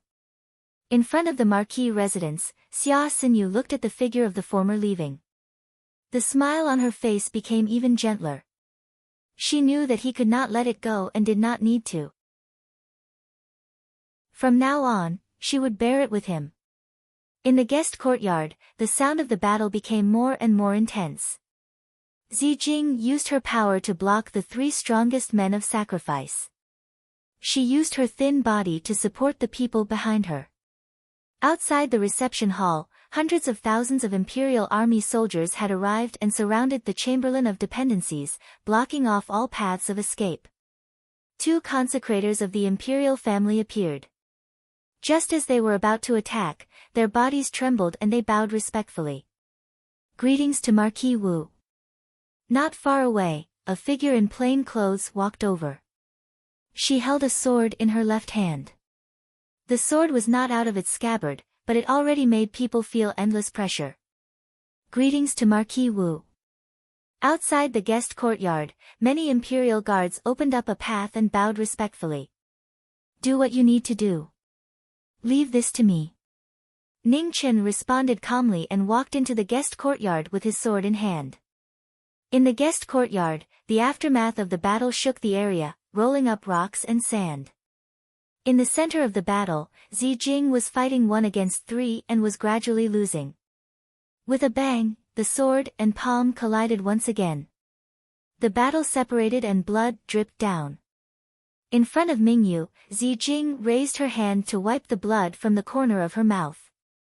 Just as she was about to attack again, her body paused. In the battle, the figure in plain clothes walked over. Although her footsteps were not fast or slow, a terrifying pressure filled the entire guest courtyard. Leave. Ning Chen glanced at the injured Zijing and said. Yes. Zijing respectfully accepted the order and retreated a dozen steps with Mingyu behind her. To so brazenly cause trouble in the imperial city of the great Xia dynasty, what your master wants is not small. I know that you are men of sacrifice and are not afraid of death. However, death is sometimes not so easy. As soon as she finished speaking, the figure in plain clothes moved. Her sword came out and returned. The battle stopped. The 3 people fell to the ground, blood staining the ground. Their martial veins were destroyed, and they did not even have the strength to commit suicide. Call the Grand Preceptor over. Ning Chen looked at the imperial guards outside the courtyard and said calmly. Yes. The imperial guards accepted the order and quickly left. Not long later, a young official rushed over. After seeing the scene in the courtyard, he suppressed his fear and respectfully bowed to the figure in plain clothes. Greetings, Marquis. I'll leave these 3 to you. Ning Chen looked at the Grand Preceptor in front of him and said coldly, you should know what the duties of the Grand Preceptor are. I don't care what method you use, but you must make them spit out the person behind the scenes. Yes. The young official respectfully accepted the order. The 3 men of sacrifice were taken away, and the Grand Preceptor also left. In the courtyard, Mingyu supported Zijing, who was getting more and more injured. Her eyes were filled with anxiety and worry. Ning Chen went up and checked her vein. His eyes narrowed. Poison. Follow me to the Marquis residence. Knowing that this place was not safe, Ning Chen did not hesitate and brought the 2 of them out of the guest courtyard. Seeing this, the 2 imperial guards were shocked. They hurriedly went up and said, Marquis, this is against the rules. Please reconsider. Wait until you catch the person behind the scenes, then talk to me about the rules.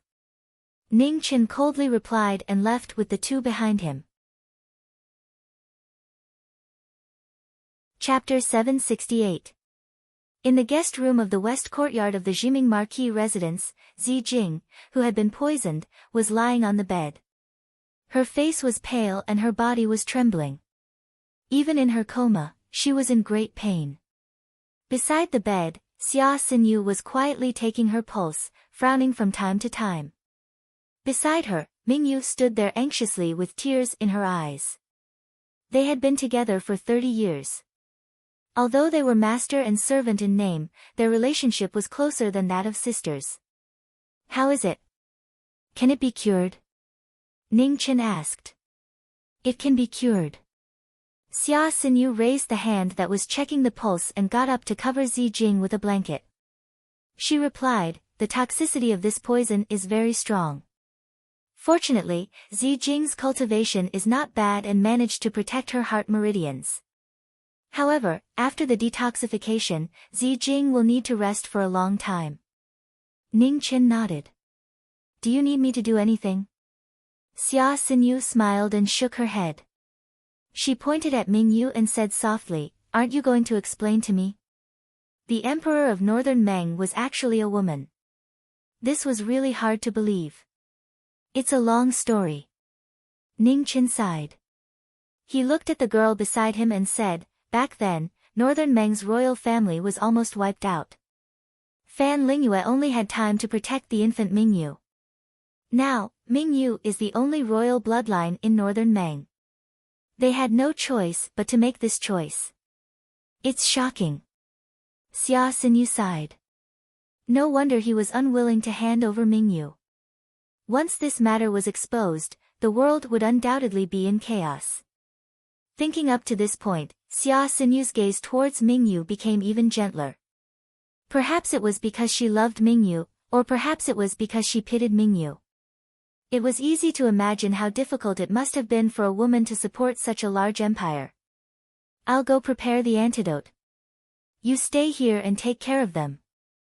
Xia Xinyu instructed. Okay. Ning Qin nodded. After Xia Xinyu left, the atmosphere in the room became quiet. Mingyu looked at the unconscious Zi Jing with tears in her eyes. She didn't say a word. Zi Jing is fine. Don't worry too much. Looking at the girl beside him, Ning Chen's heart ached and he comforted her. Mingyu wiped the tears from the corner of her eyes. Bad guy, I want to take revenge for Zi Jing. Earlier in the guest courtyard, when she saw Purple Crystal's weakened state after being poisoned, it was the first time she had felt such panic. She was afraid that the only person who had stayed by her side would leave her. There will be news from the Grand Inquisitor soon. Don't worry, as long as we find the mastermind behind this, everything will come to light, Ning Qin said softly. I know who it is. Mingyu's eyes flashed with coldness. Hearing this, Ning Chen's eyes narrowed slightly. After a moment, he opened his mouth and said, You think it's the Ling family's doing? Only them. The Ling clan has always been the representative of the northern Meng faction. I've already warned them many times, but the results weren't great. This time, if something happens to me in Grand Xia, the war between the two dynasties will be unavoidable. In fact, Northern Meng might even have to change dynasties because of this, Mingyue coldly spoke. 30% of our forces is enough to gain the initiative by striking first. Ning Qin nodded. It was indeed the most effective method to deduce the gains and losses without any clues. However, the Ling family's influence in Northern Meng was not ordinary. Without any evidence, it would not be an easy task to destroy them. I didn't die, so the Ling family's wishful thinking has been greatly disrupted. However, they still won't let go of this opportunity. I'm afraid that after returning to Grand Xia, Northern Meng's support for war will reach its peak, Mingyu said seriously. Troublesome matter. Ning Qin sighed softly. The Divine Prefecture finally had a period of peace. Why were there always people who wanted to start a war? For their own benefits, they did not hesitate to let the people of the two dynasties fall into disaster again. Were the hearts of people really so dirty? Outside the room, the sun was setting in the west. When Xia Xinyu came to deliver medicine, Ning Chen walked out of the room and looked at the sky outside in silence. The Underworld King created the inner world to create a pure land, but the result was undoubtedly a failure. Was the Underworld King's choice to destroy and rebuild the world right or wrong? He did not regret stopping the Underworld King, but looking at the world that was becoming more and more disappointing, he was really tired. Night fell and stars dotted the sky. In the backyard of the Marquis estate, a young servant quickly walked over and bowed respectfully. Marquis, someone sent a letter from outside the estate? Yes. When Ning Qin heard this, a strange light flashed through his eyes. He said, Bring it in. Yes. The young servant nodded and walked into the backyard with the letter. Just as the letter was about to be handed over, a blinding cold light pierced the heart of the person in front of it without any warning. Life and death were at stake. Ning Qin used his fingers to stop the cold light. He looked at the servant in front of him and said coldly, Who are you? Ji Ming Marquis, you don't know me, but do you know the millions of innocent people who were sacrificed by you 30 years ago? Bai Yi did not hide the killing intent in his eyes. He turned the dagger in his hand and stabbed at the servant again. Ning Qin used force in his fingers and broke the dagger. He looked at the young man with hatred in his eyes and sighed in his heart. Their descendant had finally come. In the end, no one could avoid the cycle of karma. After the dagger broke, Bai Yi clenched his left hand and a silver sword appeared. In an instant, cold light filled the air. 30 years of hatred, 30 years of bitter cultivation, 30 years of life and death tempering. This sword was ruthless and emotionless. The first time they met, it had already reached the peak. The peak of the third calamity, just one step away from perfection. A peak expert of the world. After returning from his studies, he would not rest until he was dead. The cold sword was emotionless, shocking and brilliant. Every move was filled with killing intent. Unable to suppress his killing intent, his heart was filled with hatred. Bai Ye's sword was ruthless, only attacking and not defending. He swore to take revenge for his family. Ning Chen's footsteps turned, dodging one sword light after another. The sigh in his eyes became deeper and deeper. This was the first time he found it difficult to raise his sword. In the room, Xinu and Mingyu heard the commotion outside and came over. "Don't come out." Ning Chen waved his hand and sword light filled the sky. He closed the door. "Are you not going to use your sword? Or is it your sword that can only be waved at those defenseless commoners?" After exchanging over 10 moves, the killing intent on Bai Ye's face became thicker and thicker. The hatred that had been suppressed in his heart for 30 years finally exploded out, violent and crazy. Within the sword light, Ning Chen's figure constantly moved, dodging tens and hundreds of moves. He looked at the peak of his sword that was formed by 30 years of hatred. With a rumble, the flames of hatred pierced through the clouds. The clouds in the sky churned and thunder rumbled, causing the entire imperial city to become oppressive. Ning Chen looked at the person in front of him and said coldly, "Is this your hatred? It's not enough. It's far from enough. If you want to take revenge, you have to show me more skills." Releasing his fingers, sword intent surged and sent Bai Yi flying. Ning Chen stood there quietly, his eyes calm, waiting for more surprises. 30 meters away, Bai Yi stopped and raised his hand to wipe the blood from the corner of his mouth.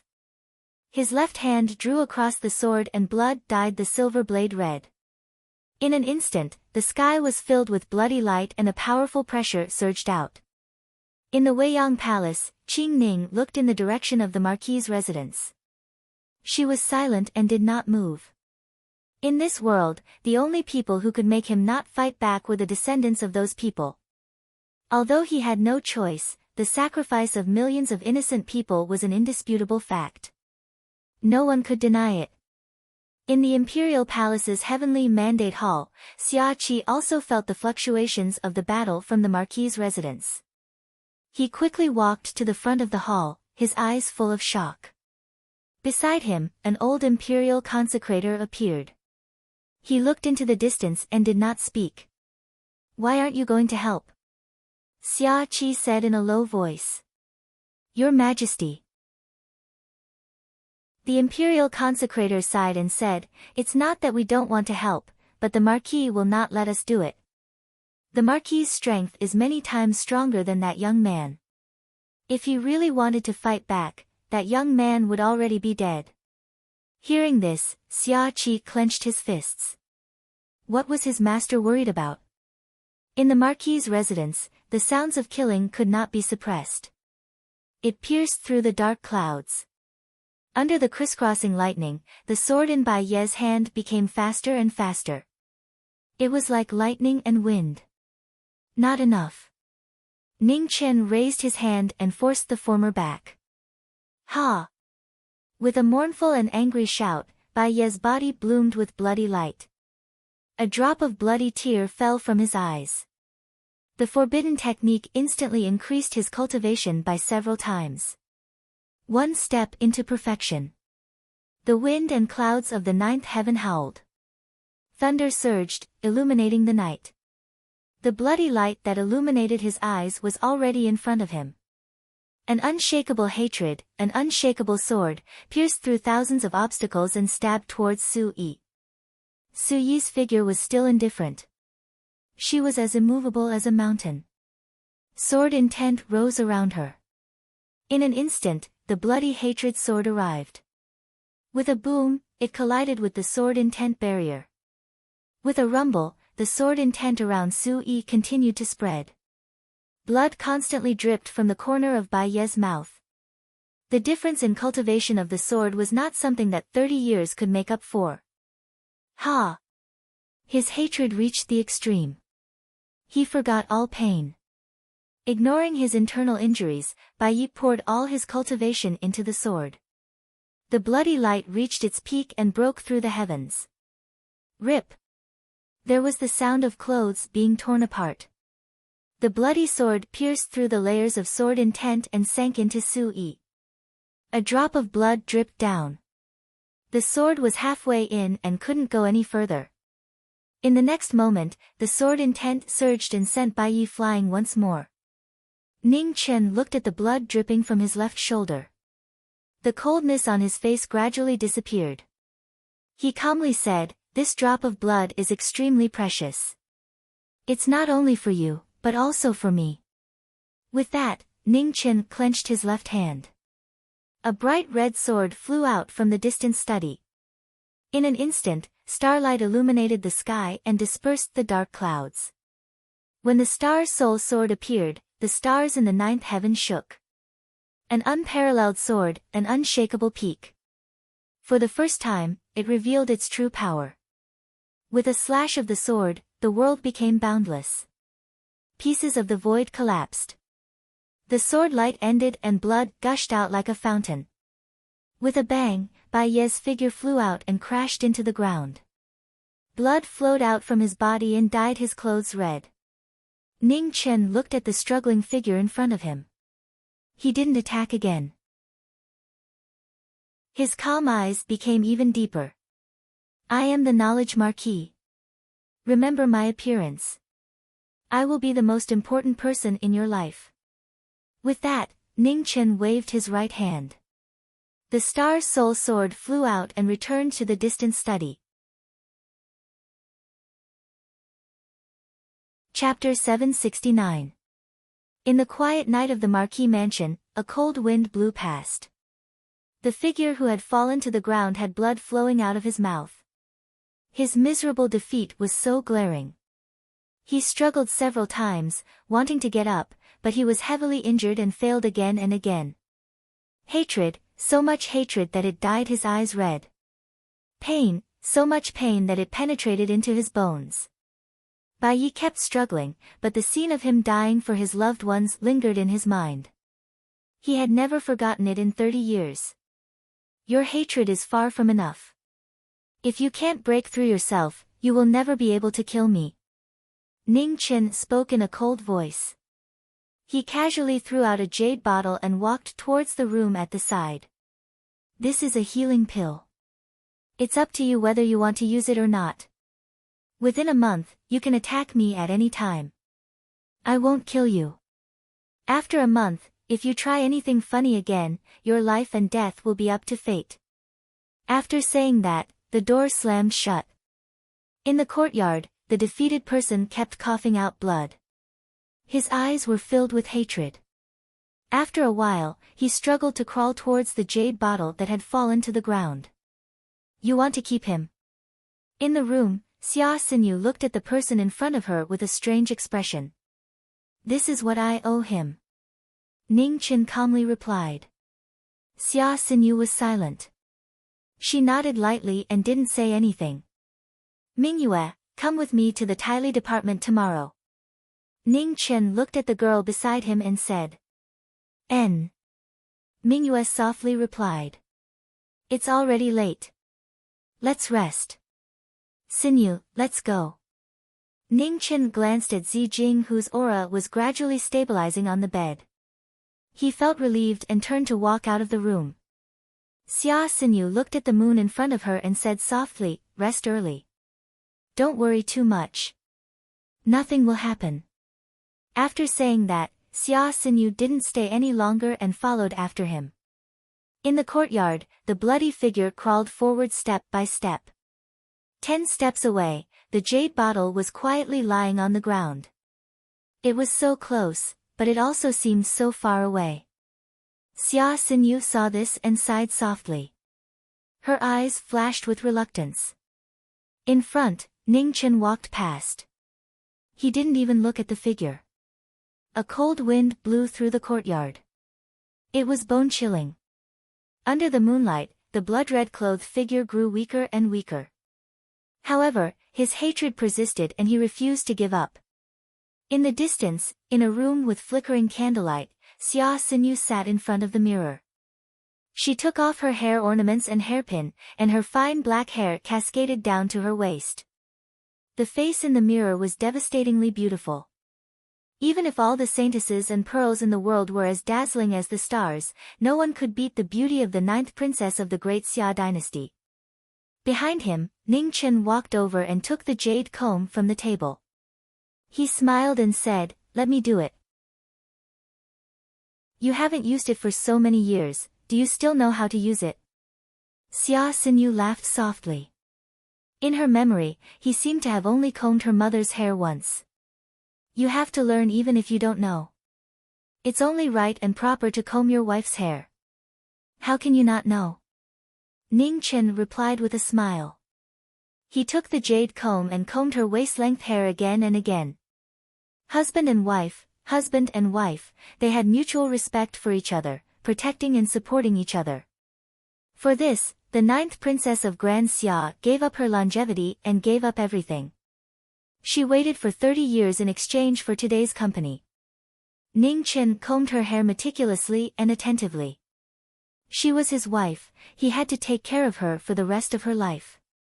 The face in the mirror was smiling radiantly. Her smile was so dazzling that it could shake one's soul. Just like back then when they first met, she was so beautiful that people didn't dare to look straight at her.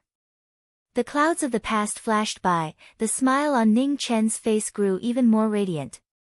When they first met, he had just been captured back to the palace and was being berated by the empress. At that time, he was only a little eunuch who wanted to escape from the royal palace. The Xinu at that time had already become the most resplendent pearl of Grand Xia. Fate made fools of people. Nobody could have predicted the things that happened later on, causing the two of them who originally shouldn't have interacted with each other to walk together. When the empress bestowed a marriage, he and Xinu both chose to reject it. The him at that time rejected it wholeheartedly. The Xinu at that time should have the same mentality as well. Today, everything had returned to the beginning. 30 years of reincarnation had changed too much. In front of the bronze mirror, the husband helped his wife comb her hair. The reflection of the two of them looked so compatible. "I wish to make a trip to the palace tomorrow," Xia Xinyu softly spoke. "What's the matter?" Ning Chen casually asked. Mingyue encountered an assassination attempt in Grand Xia. The relationship between the two dynasties would definitely be tense. That child Qi should be having a headache right now. "I want to enter the palace to take a look," Xia Xinyu smiled. "Michum, go ahead." Ning Chen nodded. "Even if you don't go, he would still send someone to ask for my opinion. Help me pass a message to him and let him make his own decision. Regardless of war or peace, he has to think thrice before making a decision." "You really don't intend to care about it?" Xia Xinyu turned her head and asked in a light voice. "Our era has passed. I've already done what I should do. Now it's time for Qi and Mingyue to create their own era. As long as they have a clear conscience and don't regret it, that's enough," Ning Chen calmly said. Xia Xinyu nodded slightly. "Then you should focus on the matter of purple crystal. Those assassins are not weak and Mingyue might not be able to handle them. In this place, she only trusts you. Originally, it would be inappropriate for me to say this with my status. But now that I'm your wife, I have no more misgivings. Husband, this is the child you risked your life to protect. You can't let anyone bully her." "Definitely," Ning Chen solemnly replied. Not long after, the candles in the room were extinguished. The night passed peacefully. In the courtyard, the blood-soaked figure was still crawling forward step by step. His blood-stained hand clutched the jade bottle as he panted with difficulty. The next day, the first rays of the morning sun shone down from the east. Xinu left the Marquis manor first, entering the palace by herself. Not long after Xinu left, Ning Chen also left with Mingyue, heading towards the Tyli department. However, there was one more person this time. It was Bai Yi, dressed in blood-stained clothes. His face was pale without a trace of blood. Ning Chen acted as if he didn't see him and allowed him to follow. He didn't stop him, nor did he care. When the three of them arrived at the Tyli department, the current head of the Tyli department immediately came out to welcome them. After bowing, he couldn't help but look in surprise at the blood-soaked youth behind them. No need to be so polite. Bring me to see those assassins, Ning Chen calmly said. The current head of the Tyli department accepted the order and brought the three of them to the dungeon below the Tyli department. Within the dungeon, Ning Chen looked at the three bound people and asked, "Have you all confessed?" Reporting to the Marquis, "They have all confessed," the current head of the Tyli department respectfully said. "I don't want anyone else to know what these three people have said. Do you understand?" Ning Chen calmly said as he looked at the head of the Tyli department. "But, His Majesty." The head of the Tyli department revealed an awkward expression. "I will speak to His Majesty." "You can just pretend nothing happened," Ning Chen indifferently said. "Yes." The head of the Tyli department suppressed the hesitation in his heart and respectfully replied. "Mingyu, once you get the answer you want to know, come out." Ning Chen instructed, then looked at the other two and said, "Let's go out." After saying this, Ning Chen walked out of the dungeon. From start to finish, he had no intention of going in with them. Bai Yi and the head of the Tyli department followed. Even if they didn't understand, they didn't dare to ask. Seeing the three of them leave, Mingyu turned and walked into her cell. Her delicate little face also became cold. Outside the dungeon, Ning Chen calmly waited. He looked at the youth in front of him and said, "What's your name?" "Bai Yi." Bai Yi coldly said. "Bai Yi." Ning Chen softly murmured, then nodded and calmly said, "I'll give you a chance to take revenge. Learn the sword from me.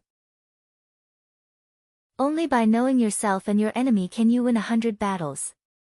Only by understanding my moves can you hope to take revenge. However, you only have 1 month. How much you can learn will depend on your ability." "Why?" Bai Ye's expression sank, and said, "Do you feel guilty, or do you regret it?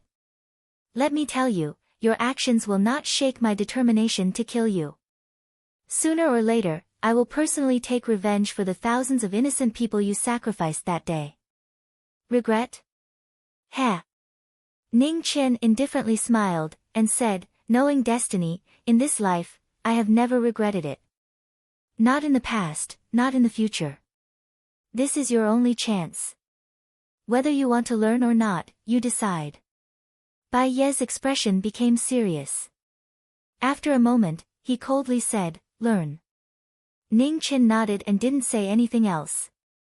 On the side, the head of the Tyli department listened to the conversation between the two. His heart was in turmoil. What was this martial Marquis thinking? Keeping an enemy by his side and teaching him martial arts. Was he not afraid that one day he would taste the consequences today? Half an hour later, Mingyu walked out of the dungeon with a trace of fatigue in her eyes. She softly said, "Let's go back." "N." Ning Chen nodded and brought the two back the way they came. The head of the Tyli department watched the three of them leave. When he returned to the dungeon to check, his body trembled. In the dungeon, the three people's throats were bleeding profusely. A sword to the throat, decisive and cold. In the backyard of the house of Marquis, in the west room, Mingyu continuously washed her hands. However, the blood qi on her hands could not be washed away. "Do you regret it?" At the side, Ning Chen stood quietly and said calmly. Mingyu was startled, and then gently shook her head, "I don't regret it." "That's enough. Mingyu, you have grown up and have people you want to protect. With your position, it is destined that your hands will not be stained with blood. Actually, after getting used to it, you will find that it is not so unacceptable. At the end of his words, Ning Chen's face revealed a smile.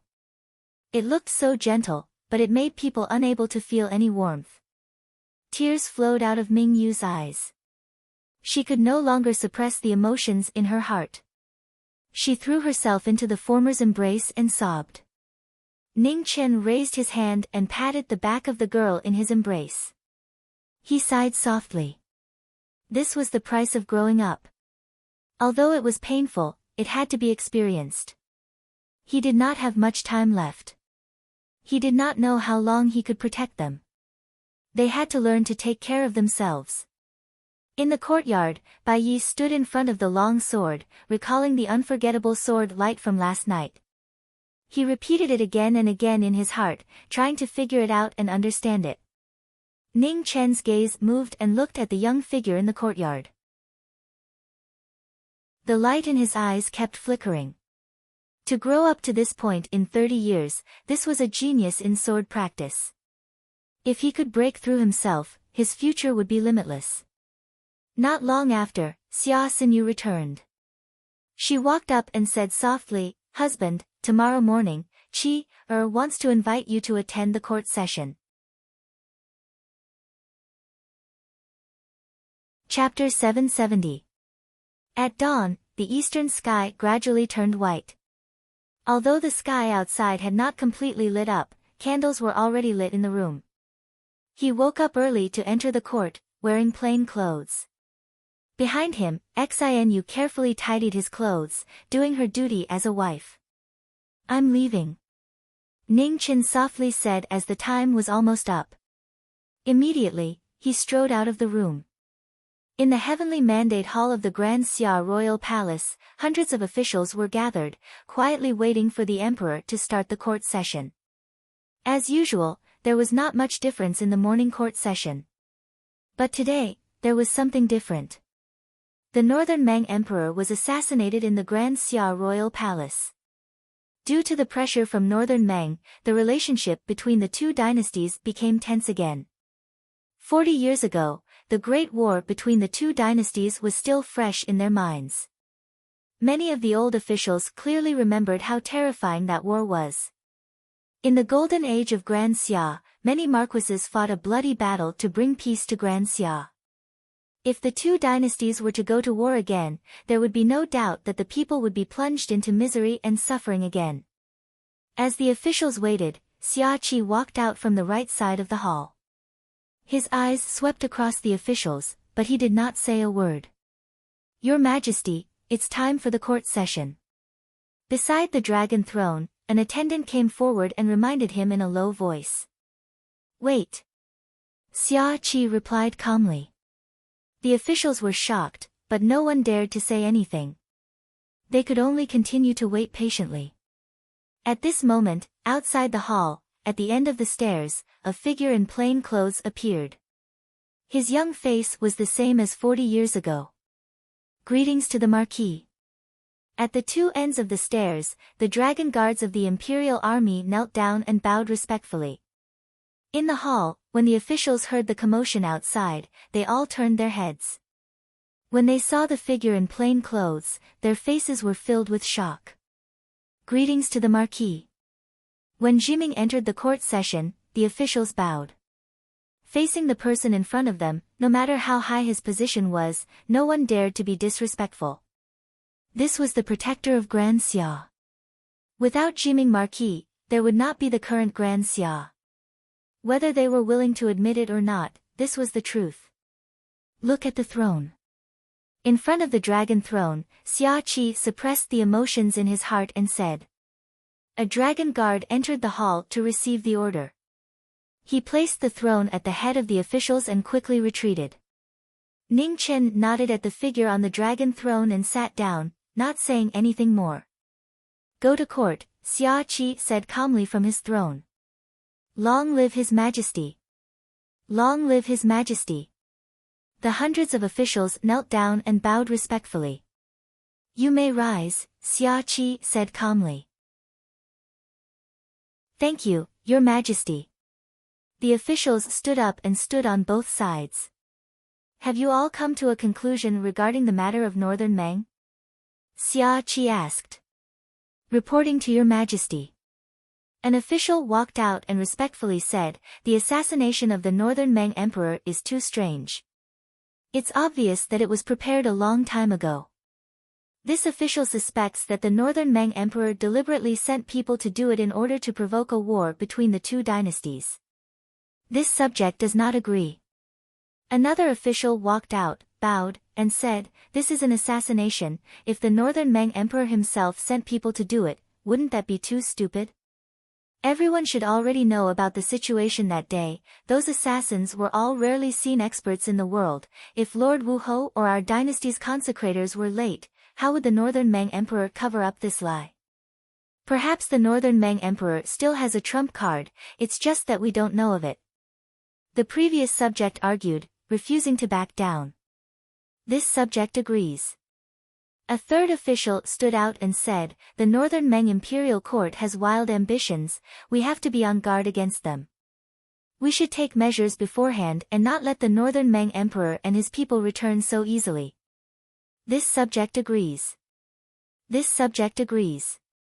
The fourth, the fifth, the sixth, in the hall, one official after another walked out. They all had different opinions, and the arguments at the start became more and more intense. Slowly, they started to attack one another. In front of all the officials, Ning Qin sat there quietly, looking at the officials whose faces were red, not saying a word. Have you quarreled enough? On the dragon throne, Xia Qi's face was gloomy as he said coldly. During every meeting, there would be people who would use this as a pretext to attack one another, wanting to kill one another. The subjects of the great Xia dynasty were really not simple. When the officials heard this, they immediately stopped talking and lowered their heads. Marquis Dongji. Xia Qi looked at Wu Ho, who had been silent the whole time, and said solemnly, you have been in charge of the safety of the Northern Meng group. Speak your opinion. Your Majesty. Marquis Dongji walked out and bowed respectfully. This subject thinks that there might be internal strife in Northern Meng. Oh. When Xia Qi heard this, a strange light flashed in his eyes, and he asked, continue. Yes. Marquis Dongji bowed once more and continued, the assassins this time were all above Xiantian, and there were even a few three-disaster realm experts. Not to mention their strength, they were also very familiar with the structure of the Honglu Temple. Furthermore, the Northern Meng Emperor was assassinated in the guest courtyard. Regardless of success or failure, my dynasty cannot escape suspicion. There are actually two possibilities. First, this was done by people from my dynasty, and their goal was clear. They wanted to use this chance to get rid of the Northern Meng Emperor and cause chaos in Northern Meng before attacking the north. Nonsense.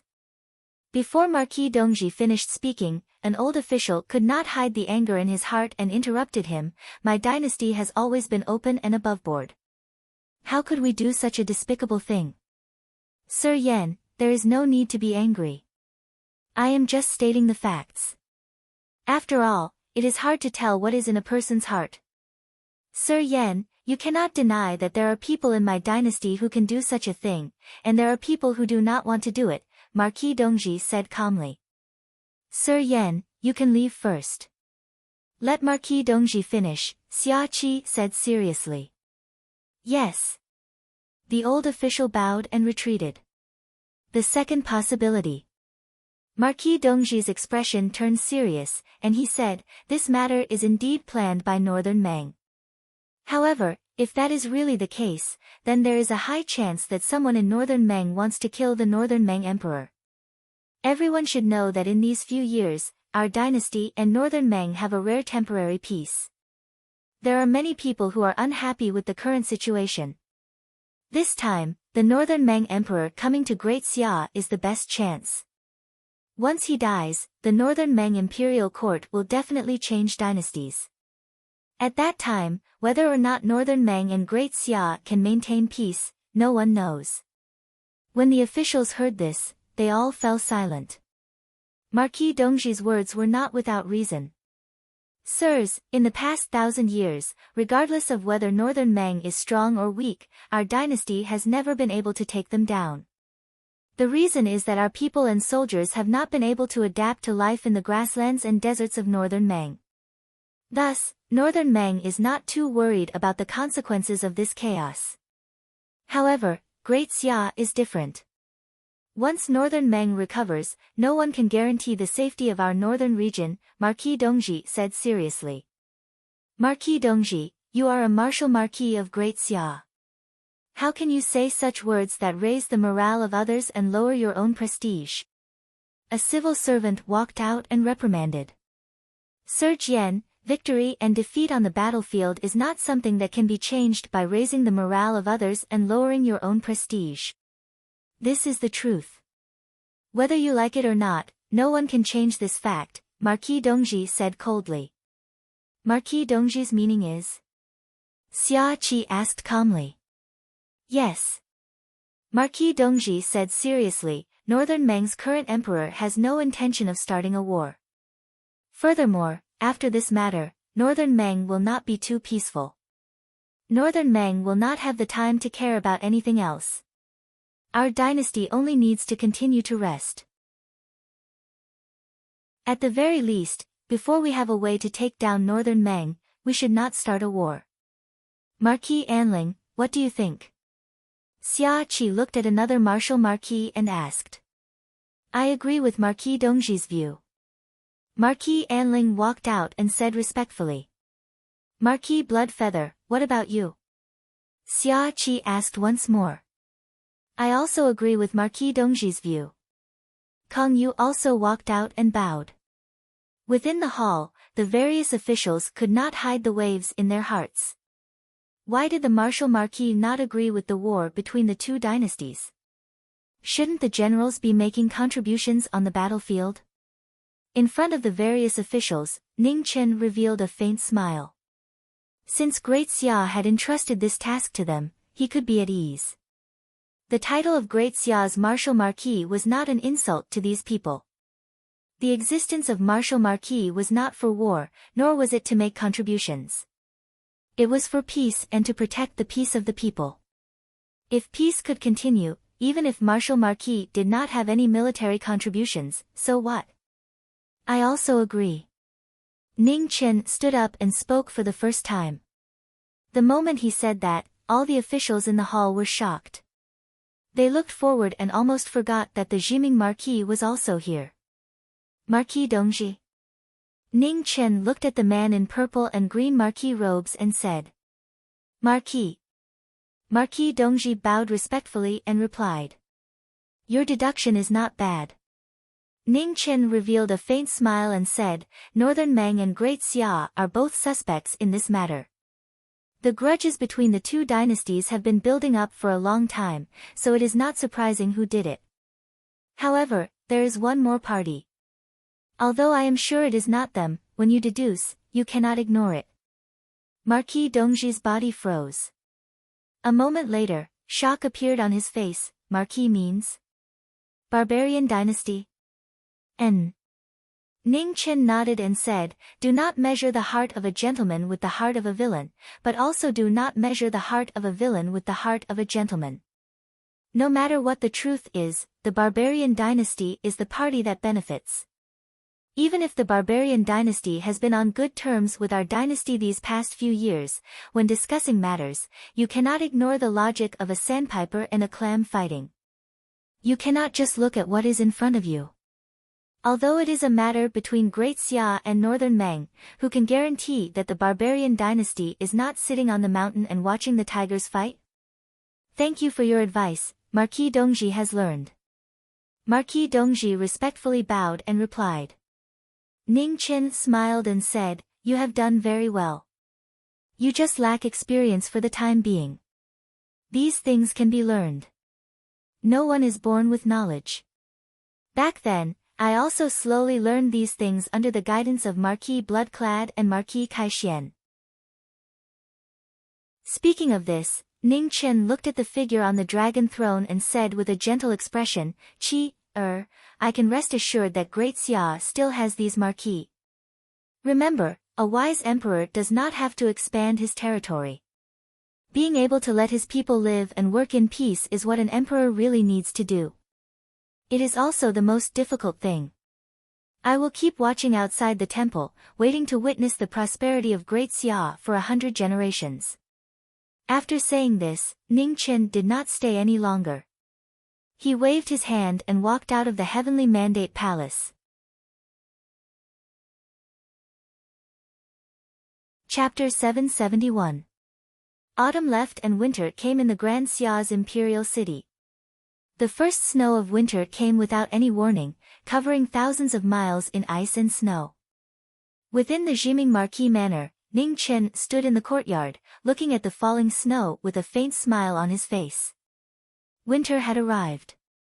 Time really did pass quickly. In the wind and snow, Bai Ye's sword moved faster and faster. Sword light soared everywhere, stunning the world. In a month's time, Bai Ye's peak sword had become even more perfect. A rare genius of the sword had progressed by leaps and bounds. In a month's time, Ning Chen followed the agreement and taught Bai Yi as much as he could without holding back. After a few breaths, the sword light dissipated. Bai Ye's figure stopped in the wind and snow. Looking at Su Yi's figure, a complicated light flashed in his eyes. Time's up. You can leave, said Ning Chen calmly. Bai Yi clenched his sword. His true qi surged, even stronger than a month ago. You're still not my match. You only have one chance. If you fail, I won't hold back anymore, said Ning Chen indifferently. Bai Ye's body trembled and his eyes regained their rationality. He looked at the person in front of him one last time before turning and leaving. Jiming Marquis, I can't understand you anymore. Not long after Bai Yi left, the dragon gate appeared in the sky. A familiar figure walked out. His powerful aura had already reached the peak of peak perfection. Long time no see, Yang Hong. Ning Chen looked at the newcomer. I'm here to bring Her Majesty back to Northern Mang. Yang Hong's expression was indifferent. Sure. Ning Chen nodded and calmly replied. The door to the guest room in the west wing opened, and Bright Moon walked out. Purple Crystal, who had just recovered from her serious injuries, followed behind her. Your Majesty. Yang Hong half knelt and bowed respectfully. Yang Ho, there's no need to be so courteous. Let's go. Ming Yu said and walked out of the courtyard. Amethyst sighed and silently followed. After the three of them left, the manor became quiet once more. Snowflakes fluttered in the air. Su Yi stood there silently, looking at the departing figures. Actually, Ming Yu doesn't want to leave. At some point, Xianyu walked out from behind Su Yi. She was wearing a palace dress, her beauty was even more beautiful than the wind and snow. I know. Ning Chen responded softly. He turned to look at the woman beside him and said with a smile, she's grown up. She can't be as willful as she was when she was a little girl. Protecting Beimang is her choice and also her responsibility. Are you really not going to care about it anymore? Are you relieved? Xianyu brushed away the snowflakes on Qin Wentian's body as she spoke in a light voice. Ning Chen nodded and said, Yang Hong knows what to do.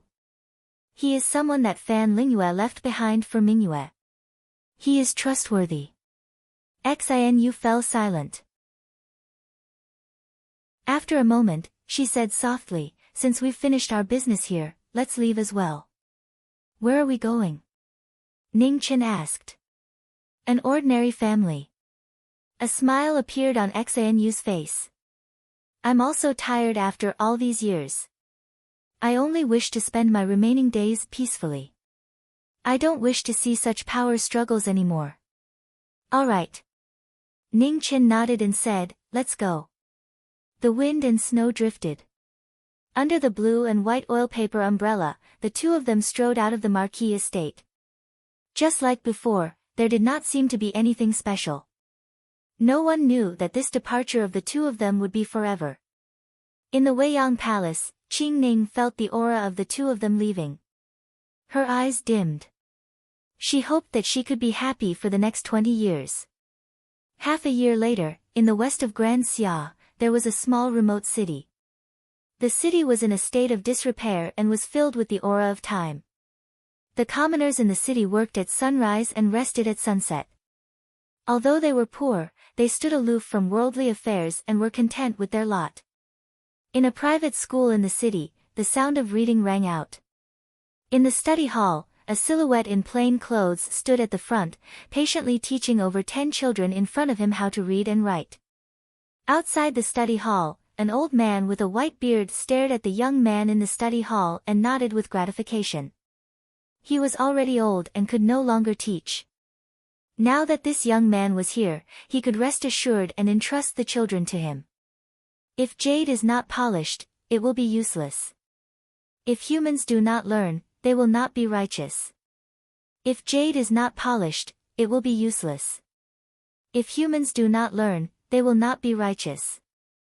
In the study hall, the young man in plain clothes would read a sentence. In front of him, over 10 children would also read a sentence. Although they didn't really understand the meaning, it was already a very fortunate thing to be able to read. The children of poor families knew that the opportunity to read was hard to come by. Hence, they treasured it even more. As a son, Feng Shaoshi, dear master and friend, learn etiquette. As a son, Feng Shaoshi, dear master and friend, learn etiquette. Recitation after recitation rang out from the study hall. Outside the study hall, the old man walked step by step towards the back of the private school with his back hunched. Half a day quickly passed. When school was over, the children in the study hall all stood up and bowed to the teacher to bid farewell. Then, they bounced and skipped outside. In the study hall, Ning Chen's face revealed a smile as he watched the children leave. Teacher. A little boy with patches on his body timidly came forward and softly called out. Little one, what's wrong? Ning Chen crouched down and rubbed the little boy's head as he softly asked. Teacher, my mother is sick. I want to stay at home to take care of her. The little boy timidly said. Ning Chen thought for a moment and said, You go home first. Later, I'll go to your house to take a look, okay? Okay. The little boy nodded, packed up his things, and jogged out of the study hall. Seeing all the children leave, Ning Chen closed the door of the study hall and walked out of the private school. Aunt Sue, give me a portion of tofu. In front of a tofu stall along the street, Ning Chen stopped and looked at the woman in front of him. Oh, it's Mr. Ning.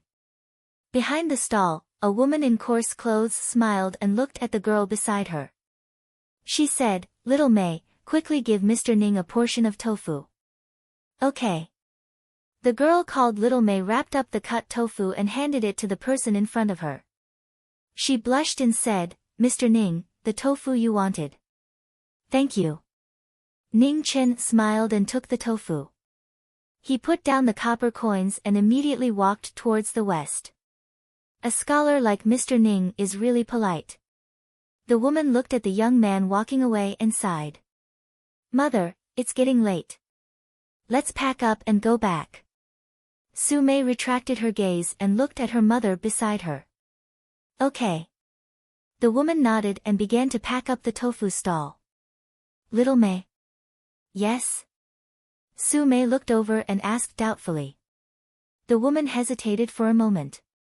After a moment, she softly said, Mr. Ning is a man with a family. You've seen his wife before.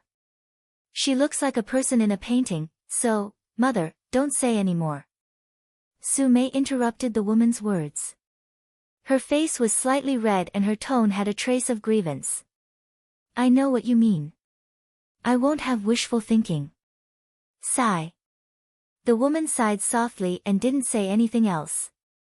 In the east of the city, in an ordinary courtyard not far from the private school, Ning Chen pushed open the door and entered. He looked at the beautiful figure who was tidying up the medicine garden and smiled. I'm back. Xinu raised her head and smiled. Why are you so late today? I went to Aunt Sue's place to buy some tofu. I walked an extra street so I'm slightly late. Ning Chen smiled and replied. You must be tired. Go back and rest for a while. I'll go and cook. Xinu stood up and walked over, receiving the tofu as she spoke softly. Okay. Ning Chen nodded and walked towards the house together. Winter had just passed and the weather was still a little cold. However, there was a fire burning in the room and it was much warmer than outside. Not long after, Xinu brought the cooked dishes over. The dishes were very simple. There was a plate of tofu, a plate of vegetables, and 2 bowls of rice. It was no different from a common meal. Xinu, come out with me later. Ning Chen said as he ate. What's the matter? Xinu put some vegetables into Ning Chen's bowl and asked curiously. Little Wen's mother is sick. I want you to go and take a look.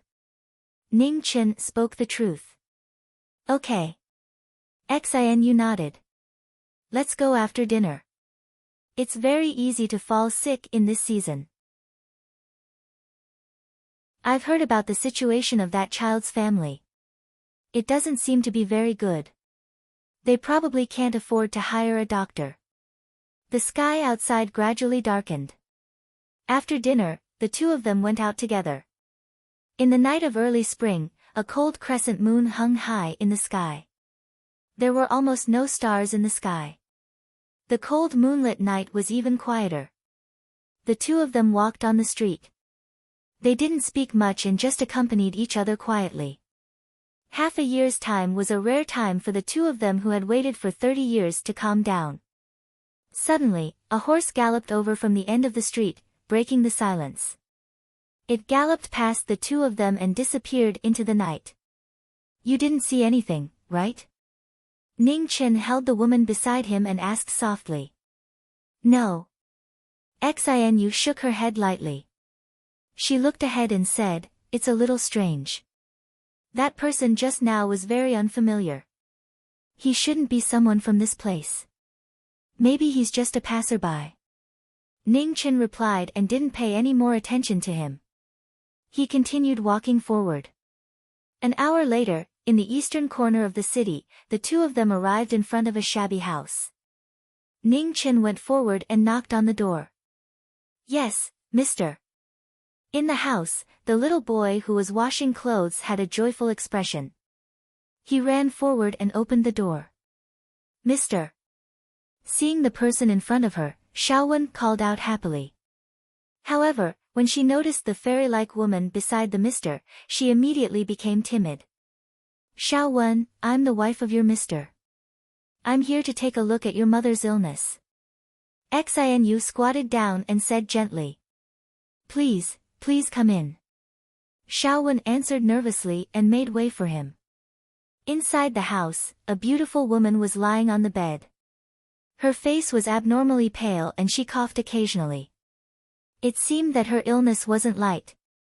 Xinu went forward and sat beside the bed. She carefully checked the woman's pulse.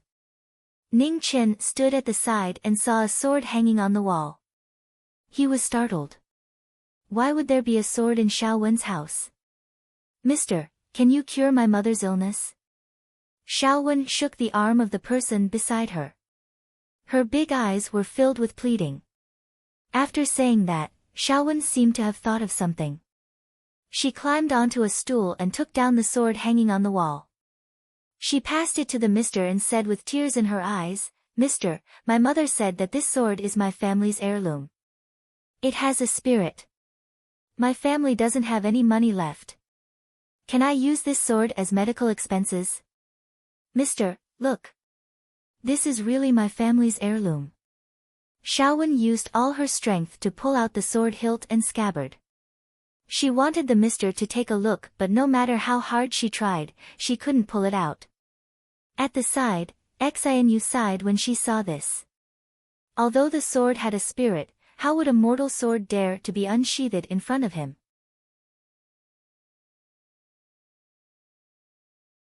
Chapter 772. Sunset City, east of the city, in a remote corner.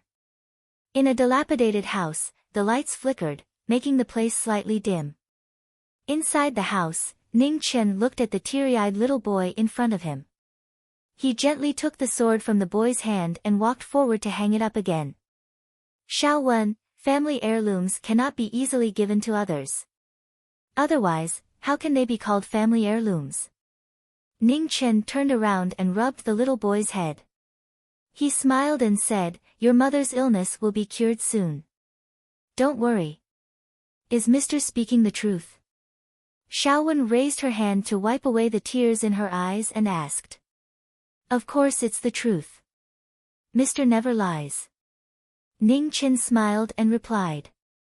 "I believe Mr." Only then did Xiaowen stop crying and smile, feeling relieved. Beside the bed, Xianyu let go of her hand and looked at her husband. She said softly, "It's a cold." "A cold?" Ning Chen frowned. If it was a cold, how could Xiaowen's mother be so ill? The cold is just a trigger. Actually, the biggest problem is that Xiaowen's mother has been working hard for many years. Her body is already very weak. Speaking until here, Xianyu sighed softly and said, "I'll try my best." "Mr." Xiaowen gently pulled the sleeves of the person beside her and asked hopefully, "Is mother okay?" "Xiaowen, Fang Xian, your mother is fine." Ning Chen lowered his head and replied with a gentle expression. Xianyu took out the silver needles that she always carried with her and inserted them into the Tai Yin Lung Meridian, Du Meridian, Ren Meridian, and other acupoints on the woman's hand, expelling the cold qi from the woman's body. Half an hour later, Xianyu put away the silver needles and looked at the little boy who was anxiously waiting beside her. She smiled and said, "It's fine. Xiaowen, you can continue to go to school tomorrow. I'll come over and help you take care of your mother." But, a look of hesitation flashed across Xiaowen's face as she said. "Xiaowen, be good. Your master's wife knows medicine and can take care of your mother better." Ning Chen said softly. Xiaowen nodded and looked at the goddess-like woman in front of her. She said gratefully, "Thank you, master's wife." Ning Chen patted the little boy's head and said softly, "It's getting late. We'll go back first. Xiaowen, you should sleep early too. You still have school tomorrow." Xiaowen replied obediently. "Let's go." Ning Chen looked at the person beside him and said. Xianyu nodded and headed out together with him. On the street, Ning Chen said softly, "Xianyu, I saw that there was a hidden meaning in your words just now. Is something the matter?" "It's about little Wen's mother's illness." Xianyu sighed and said, "Working too hard will lead to illness.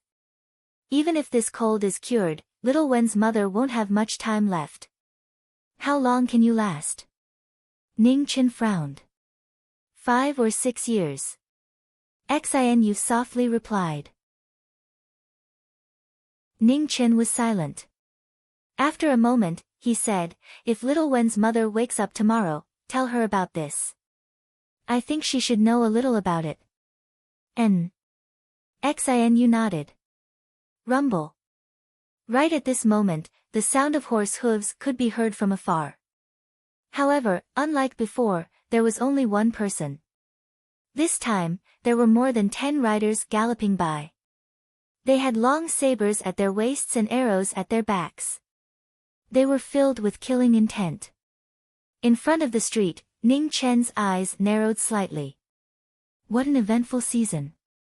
The two of them stood there for a moment, waiting for the dust to dissipate before continuing on their way. The cold moon hung high up in the sky. Several hours later, 200 miles east of the ancient city, more than 10 armored riders caught up with the people who left earlier. After a fierce battle, the people who were being chased barely managed to break through the encirclement. They dragged their heavily injured bodies and continued on their way to the royal capital. The night passed and the day arrived. Everything was the same as before. Ning Chen went to the private school while Xianyu went to little Wen's residence. The citizens in the city continued to work, there were no changes. In the private school, the sound of reciting rang out. Young children didn't know much and their thoughts were the purest. They were already very satisfied that they had the chance to study. After school, little one didn't wait for the ceremony to end and hurriedly ran out of the school. She was still worried about her sick mother. Seeing how impulsive little one was, Ning Chen didn't blame her. The filial piety of a child was the most precious emotion in the world. No one could blame her. When he returned home, Xinu hadn't returned yet. Ning Chen walked to the medicinal garden and helped to arrange the medicinal plants. The entire garden was filled with flowers and plants, emitting a unique medicinal fragrance. Among them, there was a stalk of medicinal plant that was exceptionally dazzling. Its name was Soulbreaker, and it was one of the most poisonous plants in the world. Ning Chen saw it but pretended not to see it. He continued to arrange the other medicinal plants. "You're back so early." The courtyard door opened as Xinu walked in. She smiled when she saw the figure in the medicinal garden. "It's not me who's early, it's you who's late." Ning Chen smiled. He walked up and helped her take the medicine box. "Are you tired?" "I'm not tired." Xinu shook her head. "After taking care of patients for an entire day, how can I not be tired? Let's return to the house first." Ning Chen held the hand of the woman beside him as they walked into the house. The weather at the border fortress was different from the royal capital. The 4 seasons were very different as well. Right now, it was already summer in the royal capital. However, at the border fortress, winter had just passed and the weather was exceptionally cold. The fire in the house crackled. Ning Chen placed the medicinal plants down and stretched out his hand to hold Xinu's cold hand. "Let the fire warm you up." Xinu sat beside the fire, feeling the warmth from the fire. She leaned her head on the shoulder of the person beside her and said softly, "Today, little Wen's mother woke up and told me a lot of things." So, little Wen's ancestors were from a family of generals. Ning Chen carefully moved his body so that Xinu could lean on him more comfortably. He replied, "When I saw that sword yesterday, I already guessed some things." "Where's little Wen's father?" "He's dead." Xinu had a rueful look on her face as she said, little Wen's family had already fallen by the time of his grandfather's generation. Little Wen's father, in order to let his mother and son live a better life, also chose to join the army. Unfortunately, he died in battle a few years ago during a rebellion. A general dies in 100 battles, a warrior returns after 10 years. Ning Chen softly murmured. War was originally a matter of 9 deaths and 1 life. Those who could truly survive were less than 1 in 10. He didn't like war. He really didn't like it. If possible, he hoped that there would never be another war in this world. Back then, Fan Lingyue used the power of Northern Meng to attack Xia. His goal was to unify the divine continent and completely end the confrontation between the various dynasties. He didn't know if the divine continent would be unified as Fan Lingyue spoke of. He only knew that in the history of Huaxia, the situation where the world was unified would never last for too long. The general trend of the world, after being separated for a long time, it would eventually unite again. The reason for this was still the human heart. The hearts of the people chasing after full strength would never stop. It was almost impossible to completely end the war. Although it was cruel, this was the truth. The origin of war was to fight for power and profit.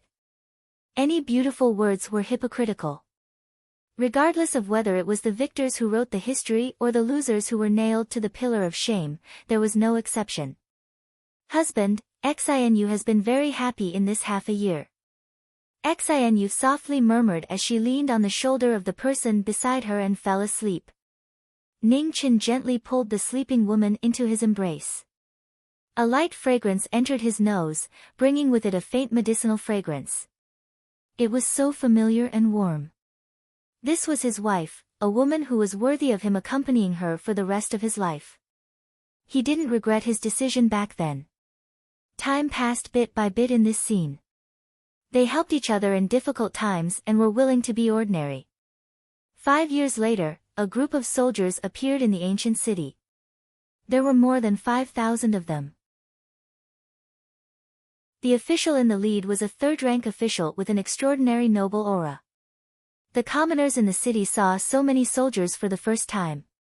They quickly made way for them, not daring to get too close. In the city, the tofu seller Su Mei was already married. Her husband was an honest man.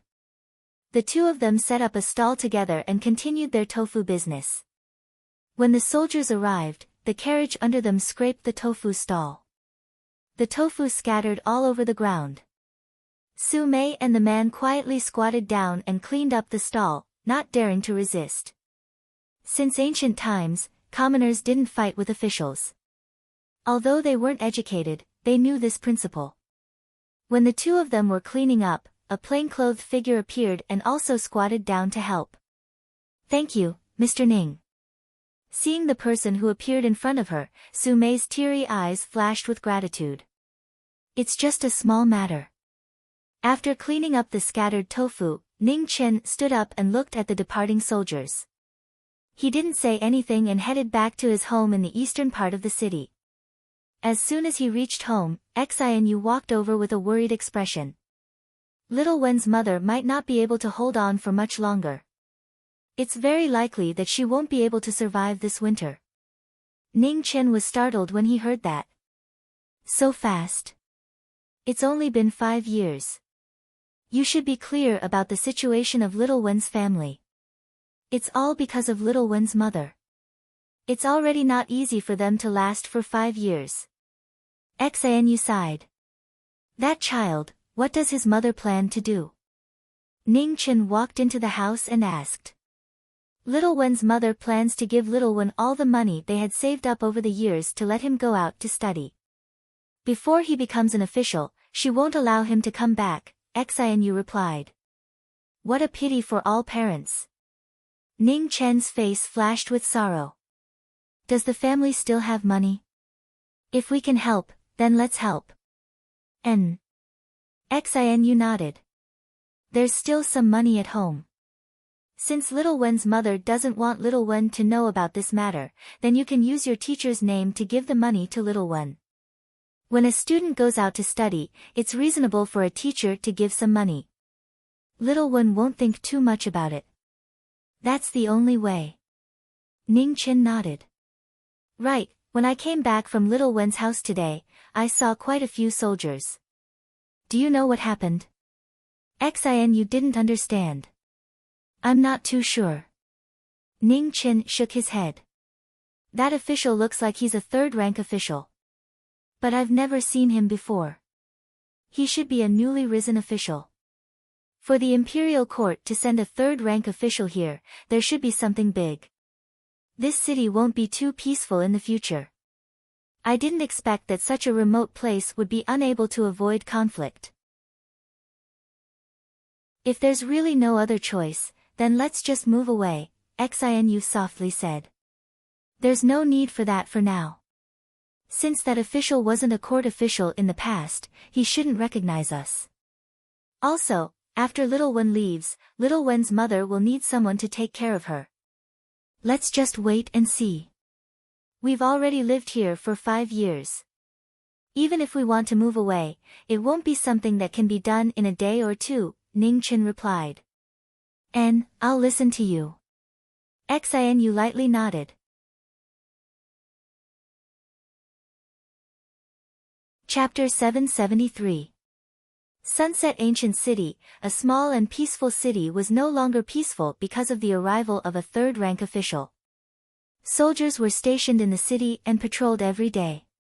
After a few days, the people in the city gradually got used to it. No matter what, the people's adaptability was stronger than usual. As long as they were not forced to the point where they could not survive, they would be able to accept it. In the east corner of the city, in front of a shabby house, a delicate-looking woman stuffed the little money left in the house into the hands of a young man in front of her. Her slightly pale face revealed a stern expression as she said, Xiao Wen, when you go out to study, you must know how to improve yourself. Before you obtain scholarly honors, you are not allowed to come back. Otherwise, mother will not recognize you. Mother. Xiao Wen's eyes were filled with tears. 5 years had passed and he had grown from a little boy to a young man. However, there was still a hint of immaturity in his eyes.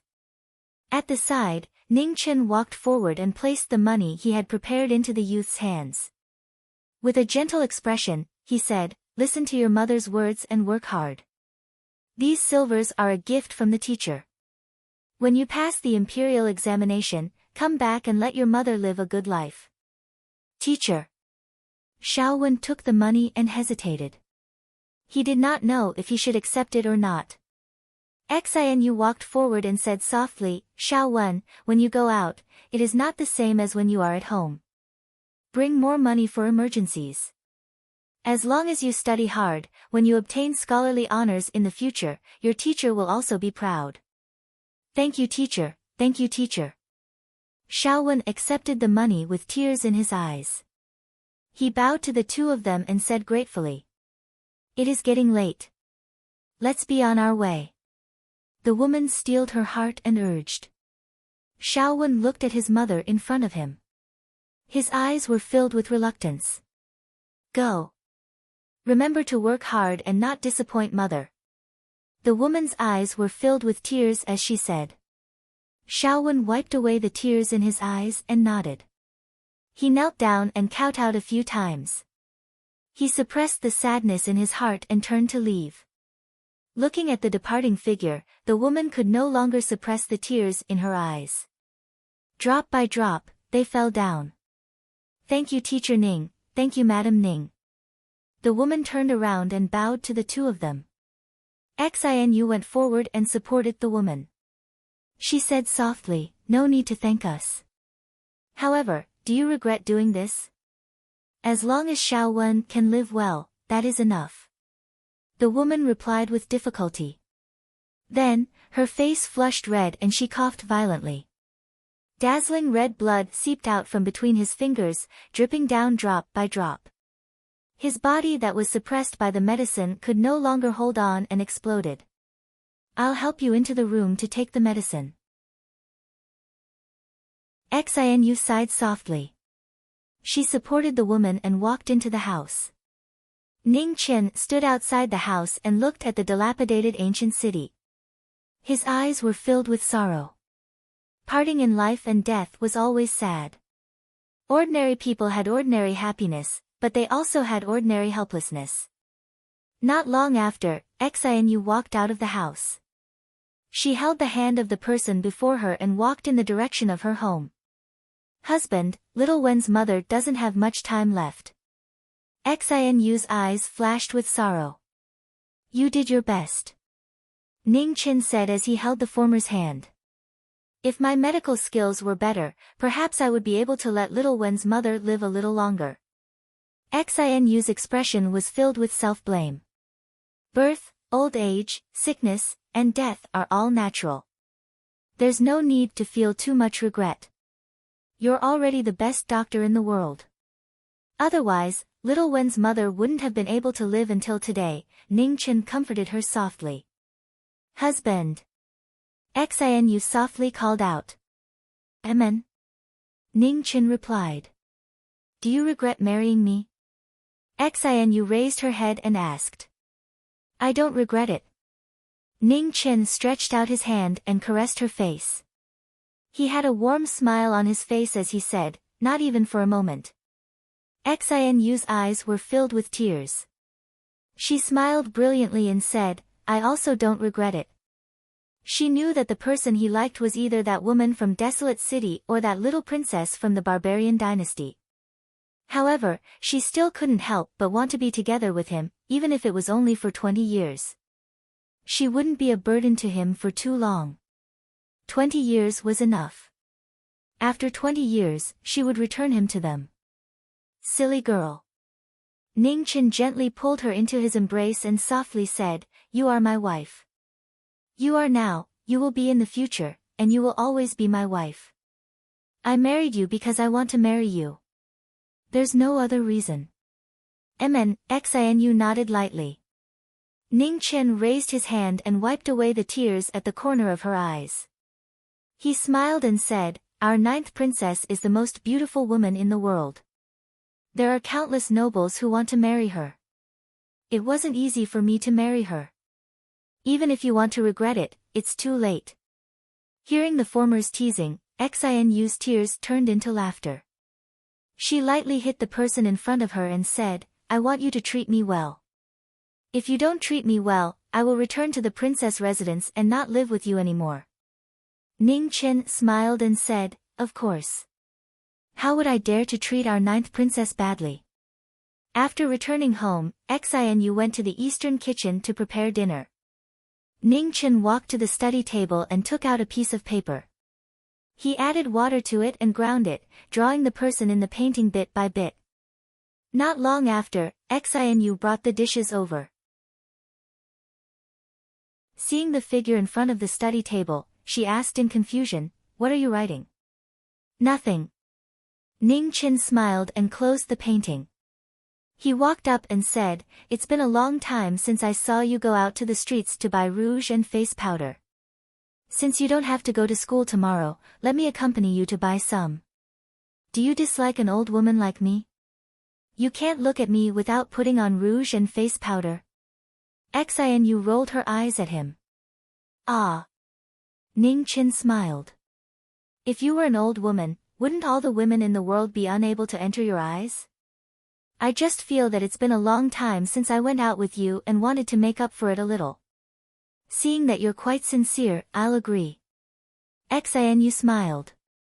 The next day, when the first rays of the morning sun lit up the room, Xianyu stood in front of a bronze mirror and did her makeup.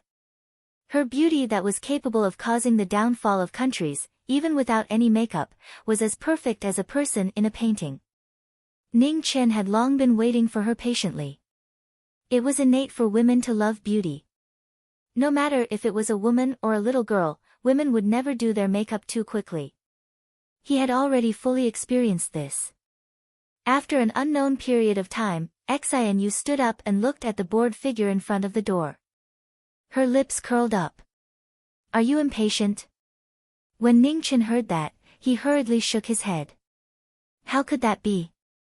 A husband waiting for his wife is a matter of course. How could I be impatient? Then that's good. Only then did Xianyu nod her head in satisfaction. "Let's go." The two of them walked out side by side. On the main street of the city, people came and went. It wasn't too lively, but it also wasn't too deserted. In front of a rouge stall, Xianyu stopped.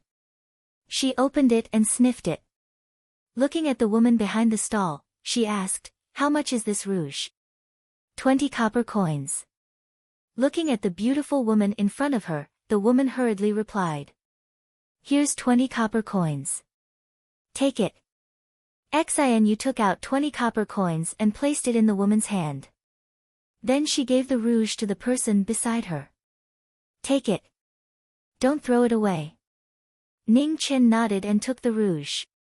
In front of a cosmetic store, Xianyu stopped. After choosing for a while, she asked for 2 boxes of cosmetic powder and then continued walking. Ning Chen took the packaged cosmetic powder from the shopkeeper and followed after her. In the textile store, Xianyu looked at the cloth in the store. After choosing for a long time, she took out a cloth and looked at the person beside her. "Does it look good?" "It looks good." Ning Chen hurriedly nodded. Xianyu suspiciously put down the cloth in her hand and picked up another cloth. "What about this?" "It also looks good." Ning Chen honestly said. Xianyu put down the cloth again and picked up a cloth of the worst quality. She asked again, "This one?" Ning Chen looked at it and didn't feel anything different. He nodded. "It looks good." At the side, the lady boss of the textile store wanted to laugh, but she forced herself to hold it in. Xianyu rolled her eyes at the person beside her. "I let you choose, but it's really useless. Do you think that all the cloth here looks good? Ning Chen's gaze swept over the cloth in the store. He really couldn't see any differences. However, his intelligence told him that if he said yes now, he would definitely be asking for a beating. Of course not. Ning Chen shook his head. He casually picked up a cloth and said seriously, I don't think this one looks good. Ha! Seeing this, the cloth store's lady boss could no longer hold it in and laughed out loud. Xinu was also very angry. She wanted to slap him out of the store. Young master, this bolt of cloth you're holding is Yang silk. It's made from the best silk and dyed with the best material. My little shop only gets a few bolts at a time. If you don't think it looks good, then there really isn't any good-looking silk in the world. The shop's proprietress smiled. Ning Chen's face stiffened. This was a slap in the face. How could he understand these things? In the past, it was Ruo Shi who helped him take care of it. Now with Xinu, he didn't buy it himself. Lady boss, you don't need to pay attention to him. He's just a big boss. Usually, he doesn't care about anything at home. Xinu said in a bad mood. She then continued, how much is this Yang silk? 20 taels. The lady boss held back her laughter and said. Xinu nodded. The lady boss didn't ask for much. This was indeed the price. Please help me wrap it up. We want this cloth. Xinu replied. Okay, I'll wrap it up right away. The lady boss's face lit up. Although this cloth was precious, it wasn't easy to sell. Today, she had met a big customer. Lady boss. At this time, a young man holding a paper fan walked in and said, I want all the cloth in your store. Pack it up and send it to the city lord's mansion. The lady boss was stunned. She looked at the young man in disbelief. Was this real or fake? This was the first time she had seen someone ask for goods like this. He didn't even look at the cloth and directly wanted it all. A moment later, the lady boss reacted and hurriedly said, Young master, please wait a moment. I'll help this lady wrap the cloth up and then deliver the goods. Did you not understand my words? What I said was, I want all the cloth in your store. The young man's expression turned cold. Inside the store, Ning Chen looked at the young man outside and a faint smile flashed in his eyes. He whispered, Xinu, let's make a bet. This person must be a woman. Xinu was slightly surprised. She swept her gaze over him. How could he tell?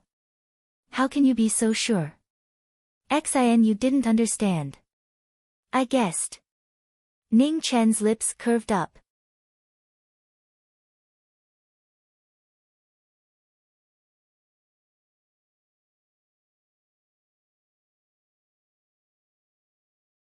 The surrounding maids were so scared that they kept trembling. Bao, why are you so angry? Who provoked you again? The door opened and a middle-aged man in luxurious clothes walked in.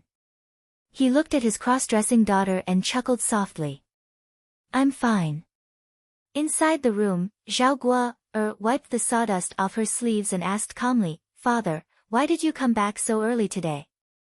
The ink silver mining is ready, and I don't need to look after it for the time being, Zhao Hongyun replied. Father, it's best to be careful. This is something Marquis Yuanwu personally instructed me to do. Nothing can go wrong, Zhao Guo, said seriously. Father knows what to do. All right, I won't disturb you any longer. Father will be going back. After saying this, Zhao Hongyun turned and walked outside. Farewell, father. Zhao Guo, bowed respectfully. Zhao Hongyun left, and the door closed behind him. Zhao Guo, stood up and walked to the bed. She pulled out her sword and calmly said, Men. Young miss. A pink-clothed woman appeared and half-knelt. Go investigate the identity of that person today, Zhao Guo, said indifferently. Yes. The pink-clothed woman bowed respectfully and then disappeared without a sound. Zhao Guo gently held her sword as a light flashed through her eyes. Although the two people today looked ordinary, their temperaments were not something that could be concealed just because they wanted to. This was especially true for that woman. Anyone with a discerning eye could tell that she was not an ordinary person. In the eastern part of the city, Ning Chen was helping to arrange the medicinal plants in his medicinal garden. Suddenly, he narrowed his eyes and looked outside. With a creak, the door opened, and a handsome young man walked in. He looked at the figure in the medicinal garden and calmly said, "Mr. Ning, we meet again." Ning Chen stood up and looked at the woman who had walked in. His eyes flashed. She had come with ill intentions. Xianu heard the commotion and walked out of her room. When she saw who it was, she was startled. Why was it this young miss again? Zhao Guo's body flashed and she unsheathed her sword, stabbing it towards the woman in front of her. In the blink of an eye, her plain clothes flashed and her two fingers closed together, blocking the sword with a clang. "Miss, there's no need to be so overbearing," said Ning Chen coldly. "You really aren't ordinary people." Zhao Guo looked at the person in front of her and coldly said, "A Xiantian expert is willing to live in such a desolate place for so many years. Just what are your intentions? We husband and wife are tired of the grudges of the pugilistic world. We just want to live a peaceful life." "Miss, your status is not ordinary, so why must you make things difficult for us commoners?" said Ning Chen seriously. When Zhao Guo heard this, her eyes flashed. A moment later, she put away her sword and said, "I'll give you 1 month to leave this city. Otherwise, the next person who comes to visit you won't be me but one of the Grand Xia's soldiers." After saying this, Zhao Guo did not say anything else and turned to leave. Looking at the former's back as he left, Ning Chen sighed softly. The tree wants to be still, but the wind won't stop. "That sword just now was just to test you," said Xianyu softly. "I know." Ning Chen nodded and turned to look at the woman in front of him, saying, "However, I don't like people pointing a sword at you. When did you become so foolish?" Xianyu raised her hand and caressed his face, saying gently, "After this winter, let's leave." Ning Chen nodded, saying, "As long as you're here, it doesn't matter where we go." Half a month later, snow fell once more. In the eastern corner of the city, in a shabby little house, a dying woman continuously called out her son's name. After such a long winter, the woman finally could not endure it any longer and reached the end of her life. Beside the bed, Xianyu's eyes were filled with tears as she quietly accompanied the woman on her last journey. Ning Chen sighed and hugged the woman in front of him, not saying anything. "Little one," her last words were filled with longing. The woman's arm silently fell, and her soul returned to the heavens. Xianyu's body trembled, and she could no longer suppress her sorrow. Tears silently flowed from her eyes. Outside the house, the snow grew heavier and heavier. The entire city was covered in snow, turning into a world of white. 3 days later, the two of them buried little Wen's mother. The woman had lived a simple life. Even in death, the only person she cared about was her son, who had left home. She had never thought about herself. In the northern plains, the heavenly music pavilion was filled with snow all year round. The sound of the grand Tao reverberated throughout the entire northern plains. "Oh!" The heavenly music pavilion's master sensed something. Her figure flashed and she arrived at the forbidden heaven space. Looking at the white-clothed woman in front of the sound mill, she revealed a look of surprise. It had not even been 30 years, and she had already stepped into the immortal realm. She was truly a genius. "Mu Qingxue, there are still 70 years. Continue." The heavenly music pavilion's master said, and her figure immediately dispersed and disappeared. In front of the sound mill, the white-clothed woman's shoulder blades were pierced by chains that fell from the sky. Her blood had already stopped flowing.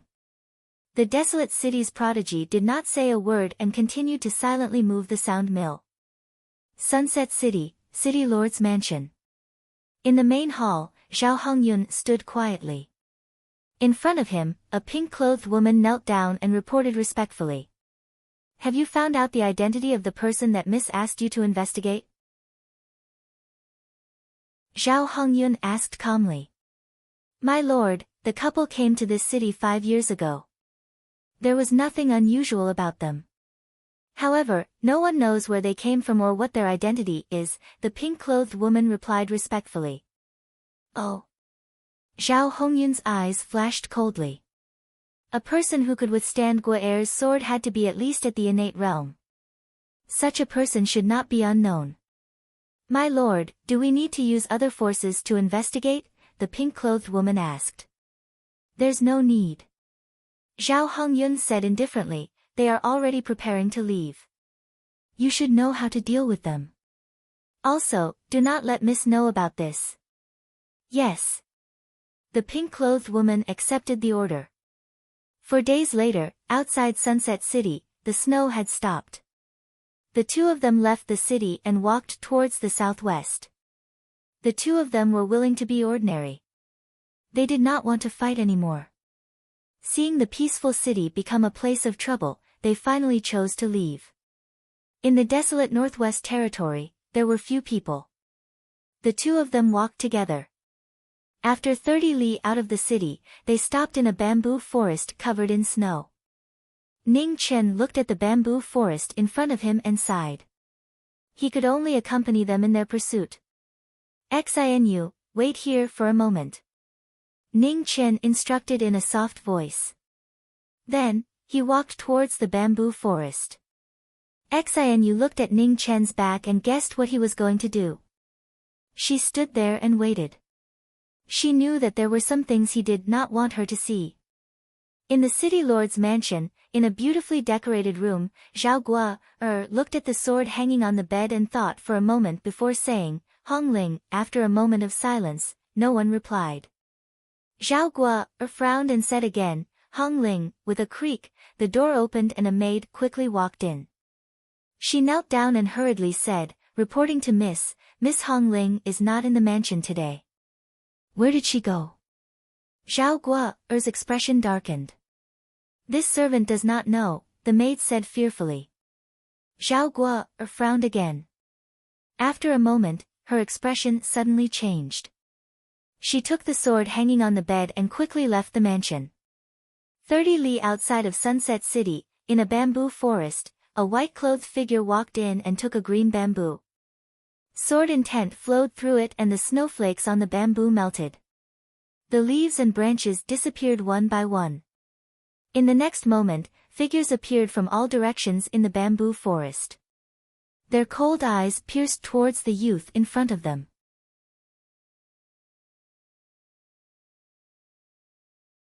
Chapter 775. Within the bamboo forest, wind and snow raged as 10 figures appeared from all directions, each of them holding a sword. These well-trained assassins were ruthless and merciless. As soon as they appeared, the sword lights were already around Su Yi. It was as if time had stopped as snowflakes danced in the air. Su Yi stood in the middle of the 15 sword lights, her expression unperturbed. An instant later, time returned to normal and Su Yi's figure appeared once more, dyeing the bamboo red. The wind stopped and the snow stopped. The 15 figures fell to the ground in disbelief, blood flowing from their bodies and dyeing the snow red. Not far away, Hongling watched this scene in disbelief. Her face was filled with shock. Who exactly is this person? I'll spare your life. Go back and tell your master that today's matter won't end here. Ning Chen coldly replied before walking out of the bamboo forest. Outside the bamboo forest, Xinu was calmly waiting. When she saw Ning Chen appear, she walked over. We won't be leaving for now. Ning Chen smiled warmly at the girl in front of him. Xinu nodded. It didn't matter if they left or not. Wherever he was, that was where her home was. The two of them left and went back the way they came. Since they couldn't avoid trouble, they might as well deal with it once and for all. Within the bamboo forest, not long after the battle had ended, a streak of light appeared. Zhao Guo stopped and looked at the figures on the ground, her pupils trembling. Miss.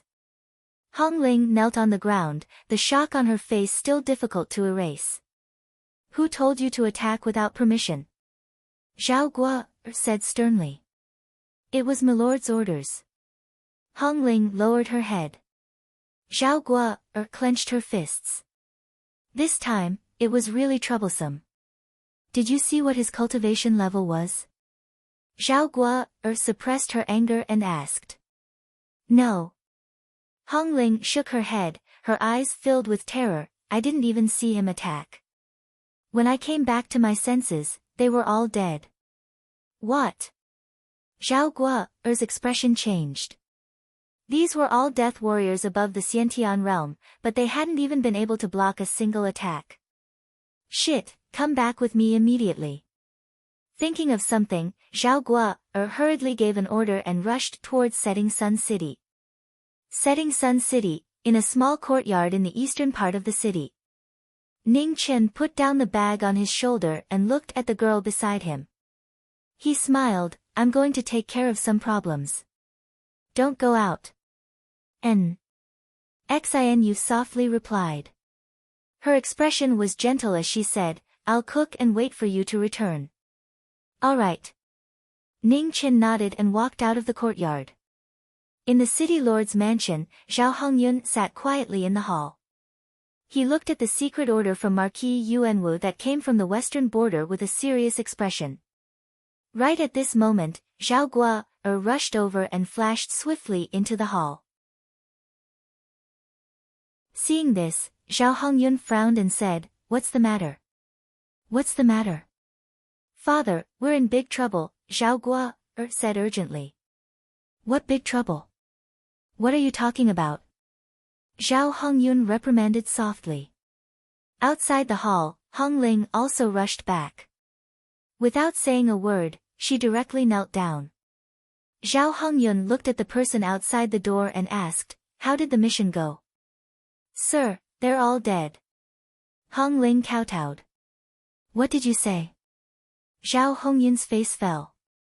How could this be? Father, I warned you not to rashly attack this person. We know too little about him. Since he chose to leave, we should have just let him go. Why did you have to kill him? Zhao Guo said angrily. Who knows if he's a spy? Only dead people won't leak information, Zhao Hongyun said solemnly. I've already gone to the bamboo forest. Those people all had their throats slit with one sword. Father, how could we provoke someone who can kill 15 Xiantian experts in one move? Zhao Guo said weakly. One move? Zhao Hongyun was shocked. Buzz. Just as Zhao Hongyun finished speaking, the sound of swords rang out from within the city lord's mansion. The expressions of all the guards changed, and the swords at their waists began to tremble uncontrollably. Not good. Zhao Guo's body shook, and she looked outside the hall in shock.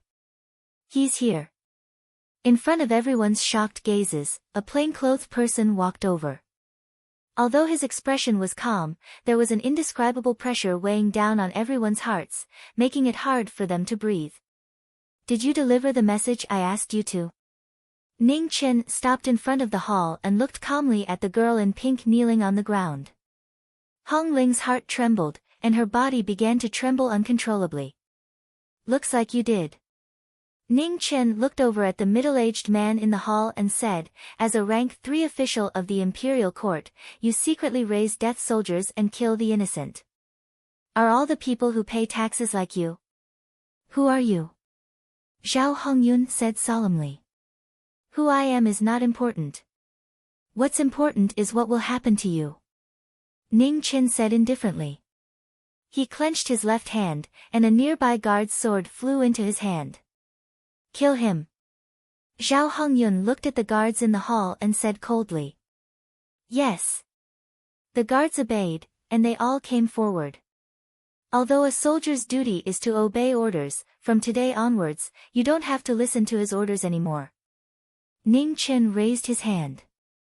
His aura didn't move, but an extraordinary sword pressure spread out. The soldiers around him were all sent flying, and they couldn't move anymore. Seeing this, Zhao Bao immediately stood in front of her father, and the tip of her sword flew towards Ning Chen. With a clang, Ning Chen's finger sealed the sword, and with a crisp sound, the tip of the sword broke. You cannot be forgiven for helping a tyrant. Since you did not kill me the last 2 times, I will let you live today. With that, Ning Chen pointed at the former's dantian, and his sword qi condensed into the yellow springs, sealing her martial skills. A breath later, a plainclothed figure appeared in front of the middle-aged man, and a sword pierced through his body, piercing his dantian. Arg! Unable to react in time, Zhao Hongyun groaned, and his body was crippled. Fresh blood flowed, dyeing his clothes red. Zhao Hongyun knelt on the ground, his body trembling violently. In an instant, an unstoppable force appeared, and the battle ended. The guards in the hall were all shocked, unable to regain their senses. Come out. Ning Chen looked at a corner of the hall and said indifferently. In the corner of the hall, space twisted, and a black-clothed figure appeared, unable to hide the shock in his eyes. Greetings to the Martial Marquis, the Dark Dragon Guard half knelt and bowed. You know me? Ning Chen said calmly. 5 years ago, during the Marquis wedding, I was fortunate enough to see the Marquis from afar, the Dark Dragon Guard said respectfully. Ji Ming Marquis. Zhao Bao and Zhao Hongyun had heard of him, and their bodies trembled. 5 years ago, there was only one Martial Marquis, the #1 Martial Marquis in Xia, the Ji Ming Marquis. Ning Chen looked at the kneeling Dark Dragon Guard and said, Get up. Thank you, Marquis. The Dark Dragon Guard stood to the side. Lord Marquis, please spare me. This official really did not know it was Lord Marquis and was confused. Please be magnanimous and spare this official this time. Zhao Hongyun reacted, crawling forward and kowtowing. Zhao Bao also knelt down and kowtowed, Lord Marquis, please spare my father. The Dark Dragon Guard looked at the two and sighed. Zhao Bao's luck was really bad. Of all the people he could have offended, he had to offend the Ji Ming Marquis. Ning Chen ignored him and looked at the Dark Dragon Guard. When did you start following this person?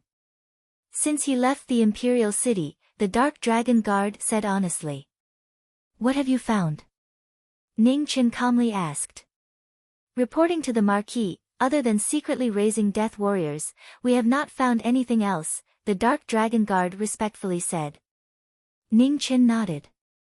He had told Xia Qi that once a 3rd-rank official or above was sent out of the Imperial City, he had to send someone to follow them. Whether they were loyal or not, the best method was to prevent trouble before it happened. There is something wrong with this person. Quickly report today's matter to the Imperial Court and have the Imperial Court send someone over. Within a month, everything must be investigated clearly, Ning Chen coldly said. Yes. The Dark Dragon Guard half knelt. I'll leave the matters here to you. Ning Chen's gaze swept over the people in the residence. Without saying anything else, he walked out of the residence. It's over. Zhao Hongyun powerlessly lay on the ground, his face ashen. Ning Chen returned to a small courtyard in the eastern part of the city. The fragrance of food wafted out of the room, rousing his appetite. You're back.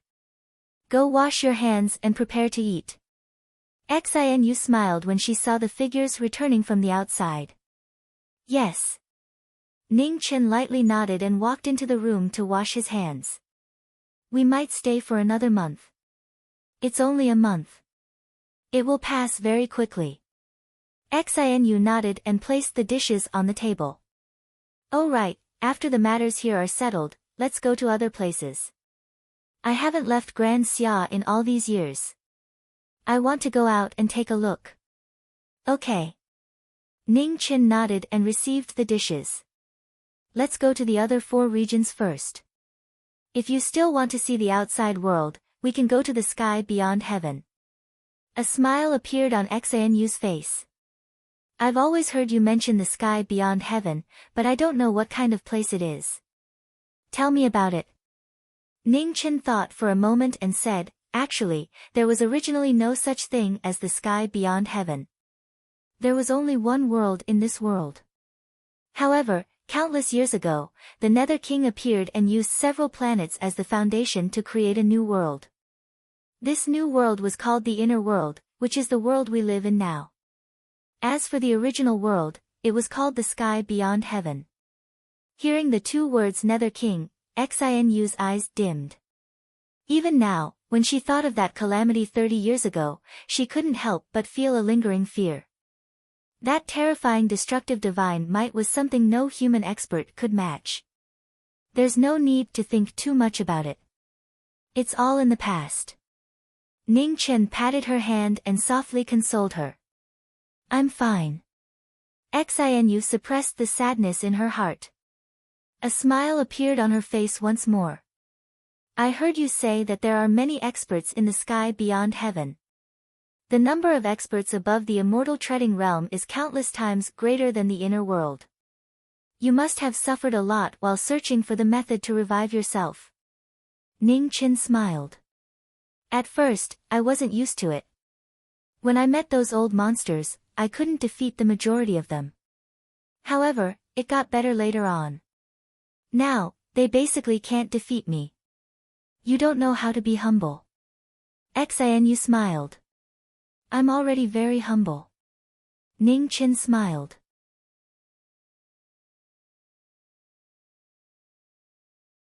Chapter 776. Outside Setting Sun City, two horses galloped past. Behind them, the snow scattered. Not long after, the horses entered the city and headed east. In a small courtyard in the east of the city, Xinu took out the new clothes she had made and walked forward. Do you want to try it on? Xinu unbuttoned the clothes and helped the man in front of her put them on. I really didn't expect that as a princess, your needlework is better than that girl Ruoshi. Ning Chen looked at the clothes on his body and smiled. As a wife, I have to learn some things. Xinu said softly. Ta-ta, as the two were talking, the sound of horse hooves could be heard outside the courtyard. Soon after, someone knocked on the door.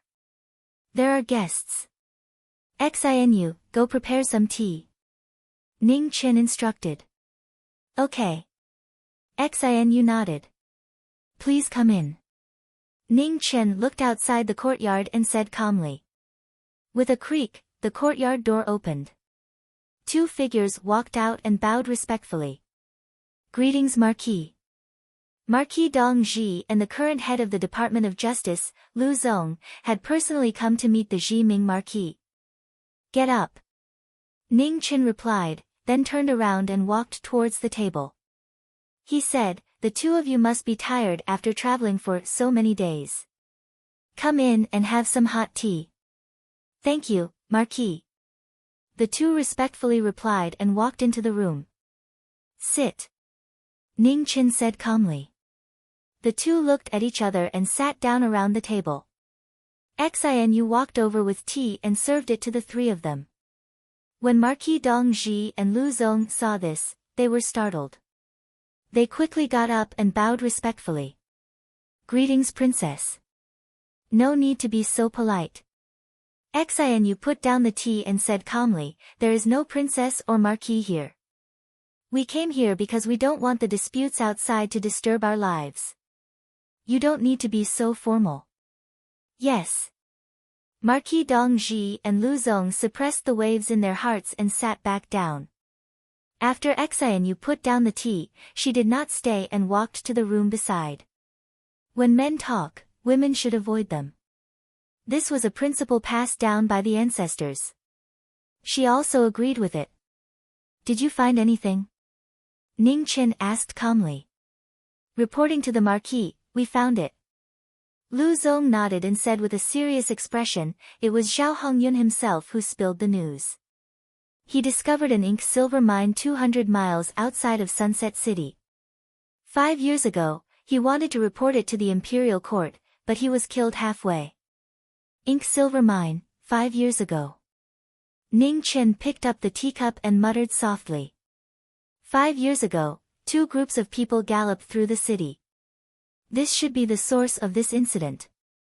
As for the ink silver ore, it was the most important material in the production of heavy armor. In the past, the invincible Evernight heavy cavalry were clad in such heavy armor. Blades and spears couldn't injure them, causing the elite forces of Great Xia to suffer heavy losses. Zhao Hongyun alone doesn't have the guts. Speak, who's the person above? Ning Chen looked at Zhao Hongyun. A trace of hesitation appeared on Lu Zong's face, but a moment later, he answered truthfully, it's Marquis Yuanwu. Bang! With a crisp sound, the teacup in Ning Chen's hand shattered. The tea spilled out and flowed through the gaps between his fingers. In the room next door, Xianyu heard the commotion and walked out. When she saw the broken teacup in Ning Chen's hand, she stepped forward and replaced it with a new one. She said softly, there aren't many teacups in the house. Don't break any more. Ning Chen came back to his senses and smiled apologetically. That was an accident. I'll be more careful. Xianyu cleaned up the broken teacup and left without saying anything else. His Majesty already knows about this matter. However, as a martial Marquis Yuanwu controls a large number of troops. For him to privately mine the ink silver mine, his goal is obvious. Even if His Majesty wants to punish him, it won't be that easy, Marquis Dongji said with a worried expression. 1,000 years. A cold light flashed in Ning Chen's eyes. The glory that the martial marquises of Grand Xia used their lives to prop up cannot be blasphemed by anyone. Grand Xia definitely cannot have a martial marquis who rebelled. Marquis Yuanwu's power has already been established. Now that Zhao Hongyun is in trouble, Marquis Yuanwu is even more on guard. His Majesty doesn't dare to push him too hard. Otherwise, once Marquis Yuanwu raises his troops, Grand Xia will once again sink into the flames of war, Marquis Dongji said gravely. Ning Chen finished the tea in his cup and stood up. He calmly said, let's go. I'll go with you. Marquis Dongji and Lu Zong were delighted. If this lord was willing to appear, then this matter would be easily resolved. You're going out? Xianyu walked out and asked. Yes, I'll be back soon, Ning Chen said seriously. Be careful, Xianyu softly replied. A smile appeared on Ning Chen's face. It's just a small matter. Originally, I didn't want to care about it. However, the glory that the Marquis of Triumphant Xian, Marquis of Blood-Robed, and the other seniors worked so hard to maintain when they were alive. It cannot be tainted by these people. Yes, I know. Xianyu nodded lightly. You are also a martial marquis. This is something you should do. Go, I'll wait for you at home. Ning Chen nodded and didn't delay any longer. He walked out of the room.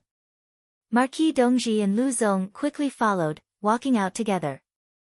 Seeing the three of them leave, Xianyu walked to the table and put away her teacup. She didn't expect that even if she lived in seclusion here, she still wouldn't be able to avoid the storm in the imperial court. What was even more unexpected was that among the martial marquises of Grand Xia, there were actually people who were assimilated by the filth of the imperial court. It was extremely difficult to obtain the title of a martial marquis in Grand Xia. This was something that everyone knew. It was better to have nothing than to have something substandard. Every generation of Grand Xia's emperor and the three dukes would weigh the pros and cons of this matter, not daring to make a decision so easily. The two words martial marquis in Grand Xia was no longer just a position of power. It was more of a belief. The moment that belief collapsed, the foundation of Grand Xia would be shaken as well. At the western border, at the site of the decisive battle between the Eternal Night Cult and Great Xia, a middle-aged man dressed in a purple-green battle suit stood quietly. Behind him, tents were erected and teams of soldiers were patrolling the area. The place was heavily guarded. The blazing sun set in the west. The afterglow of the setting sun shone down on the world, dyeing everything golden. How beautiful! At this moment, outside the military camp, 3 figures walked over. The person in the lead was dressed in plain robes and had black hair. His face was still the same as 30 years ago, calm and cold. Stop! In front of the military camp, 2 soldiers stretched out their hands to stop the 3 of them. However, a shocking scene occurred. The moment the 2 of them stretched out their hands to stop them, the plain-robed figure had already walked past them, completely unaffected by the 2 of them. The 2 soldiers were shocked and immediately turned around to stop him. Marquis Dongji stepped forward and took out a token in his left hand, blocking the 2 of them. Greetings, Marquis Dongji. Seeing the seal on the token, the 2 soldiers were shocked and immediately knelt down to pay their respects. There's nothing for you to do here. Do what you need to do, said Marquis Dongji indifferently. Yes. The 2 soldiers respectfully replied. Marquis Dongji put away the token and continued to follow behind them with Lu Zong. The 2 soldiers looked at the plain-robed figure in front of them, unable to conceal the shock in their hearts. Could it be that person who could make Marquis Dongji accompany him? Hadn't that person left a long time ago? Why would he appear here? Within the military camp, the plain-robed figure walked over. When the patrolling soldiers saw this, they immediately went up to stop him. However, no one could stop him. He disappeared behind the crowd. In front of the commander's tent, a soldier quickly ran over and said anxiously, Lord Marquis Yuanwu, someone broke into the camp. They're almost here. Oh. In front of the tent, Marquis Yuanwu's eyes narrowed. He asked, who is it? There are a total of 3 people. One is the head of the Department of Justice, one is Marquis Dongji, and the last person is dressed in plain white. His identity is unknown, the soldier quickly replied. Plain-robed. Marquis Yuanwu's expression shook as he said in disbelief, Marquis Jiming. Marquis Yuanwu, this is the first time we've met. I didn't expect it to be like this. Before he finished speaking, the plain-robed figure appeared in the distance. His figure was like an illusion, and he arrived in front of the tent in just a few steps. Men, there's an assassin. The guard commander in front of the tent hastily shouted. Marquis Yuanwu raised his hand and stopped the soldiers who had rushed over. He said calmly, you can leave. Marquis Yuanwu. The guard commander said anxiously. Leave. Marquis Yuanwu said coldly once more. Yes. The guard commander had no choice but to accept the order. He waved the guards away before turning around and leaving. Marquis Dongji and Lu Zong rushed over. When they saw the 2 people in front of the tent, they stopped in tacit understanding. Neither of them went forward. A Marquis Yuanwu and the head of the Department of Justice. Marquis Yuanwu looked at the 2 people who had rushed over before shifting his gaze to the person in front of him. He said, And Lord, why have you come to my camp? When I came, I saw your camp. It's not bad, Ning Qin said calmly. Thank you for your praise, Marquis Yuanwu replied. 5 years ago, you were the one who sent people to report the discovery of the ink silver mine to the imperial court, right? Ning Qin said indifferently. It seems that Lord already knows that Zhao Hongyun is not a reliable subordinate, Marquis Yuanwu sighed. Most of the interrogation methods of the Department of Justice were left behind by me.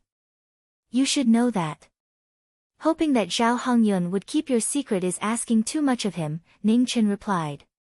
Even though Lord has left, your influence on the Grand Xia is still so shocking.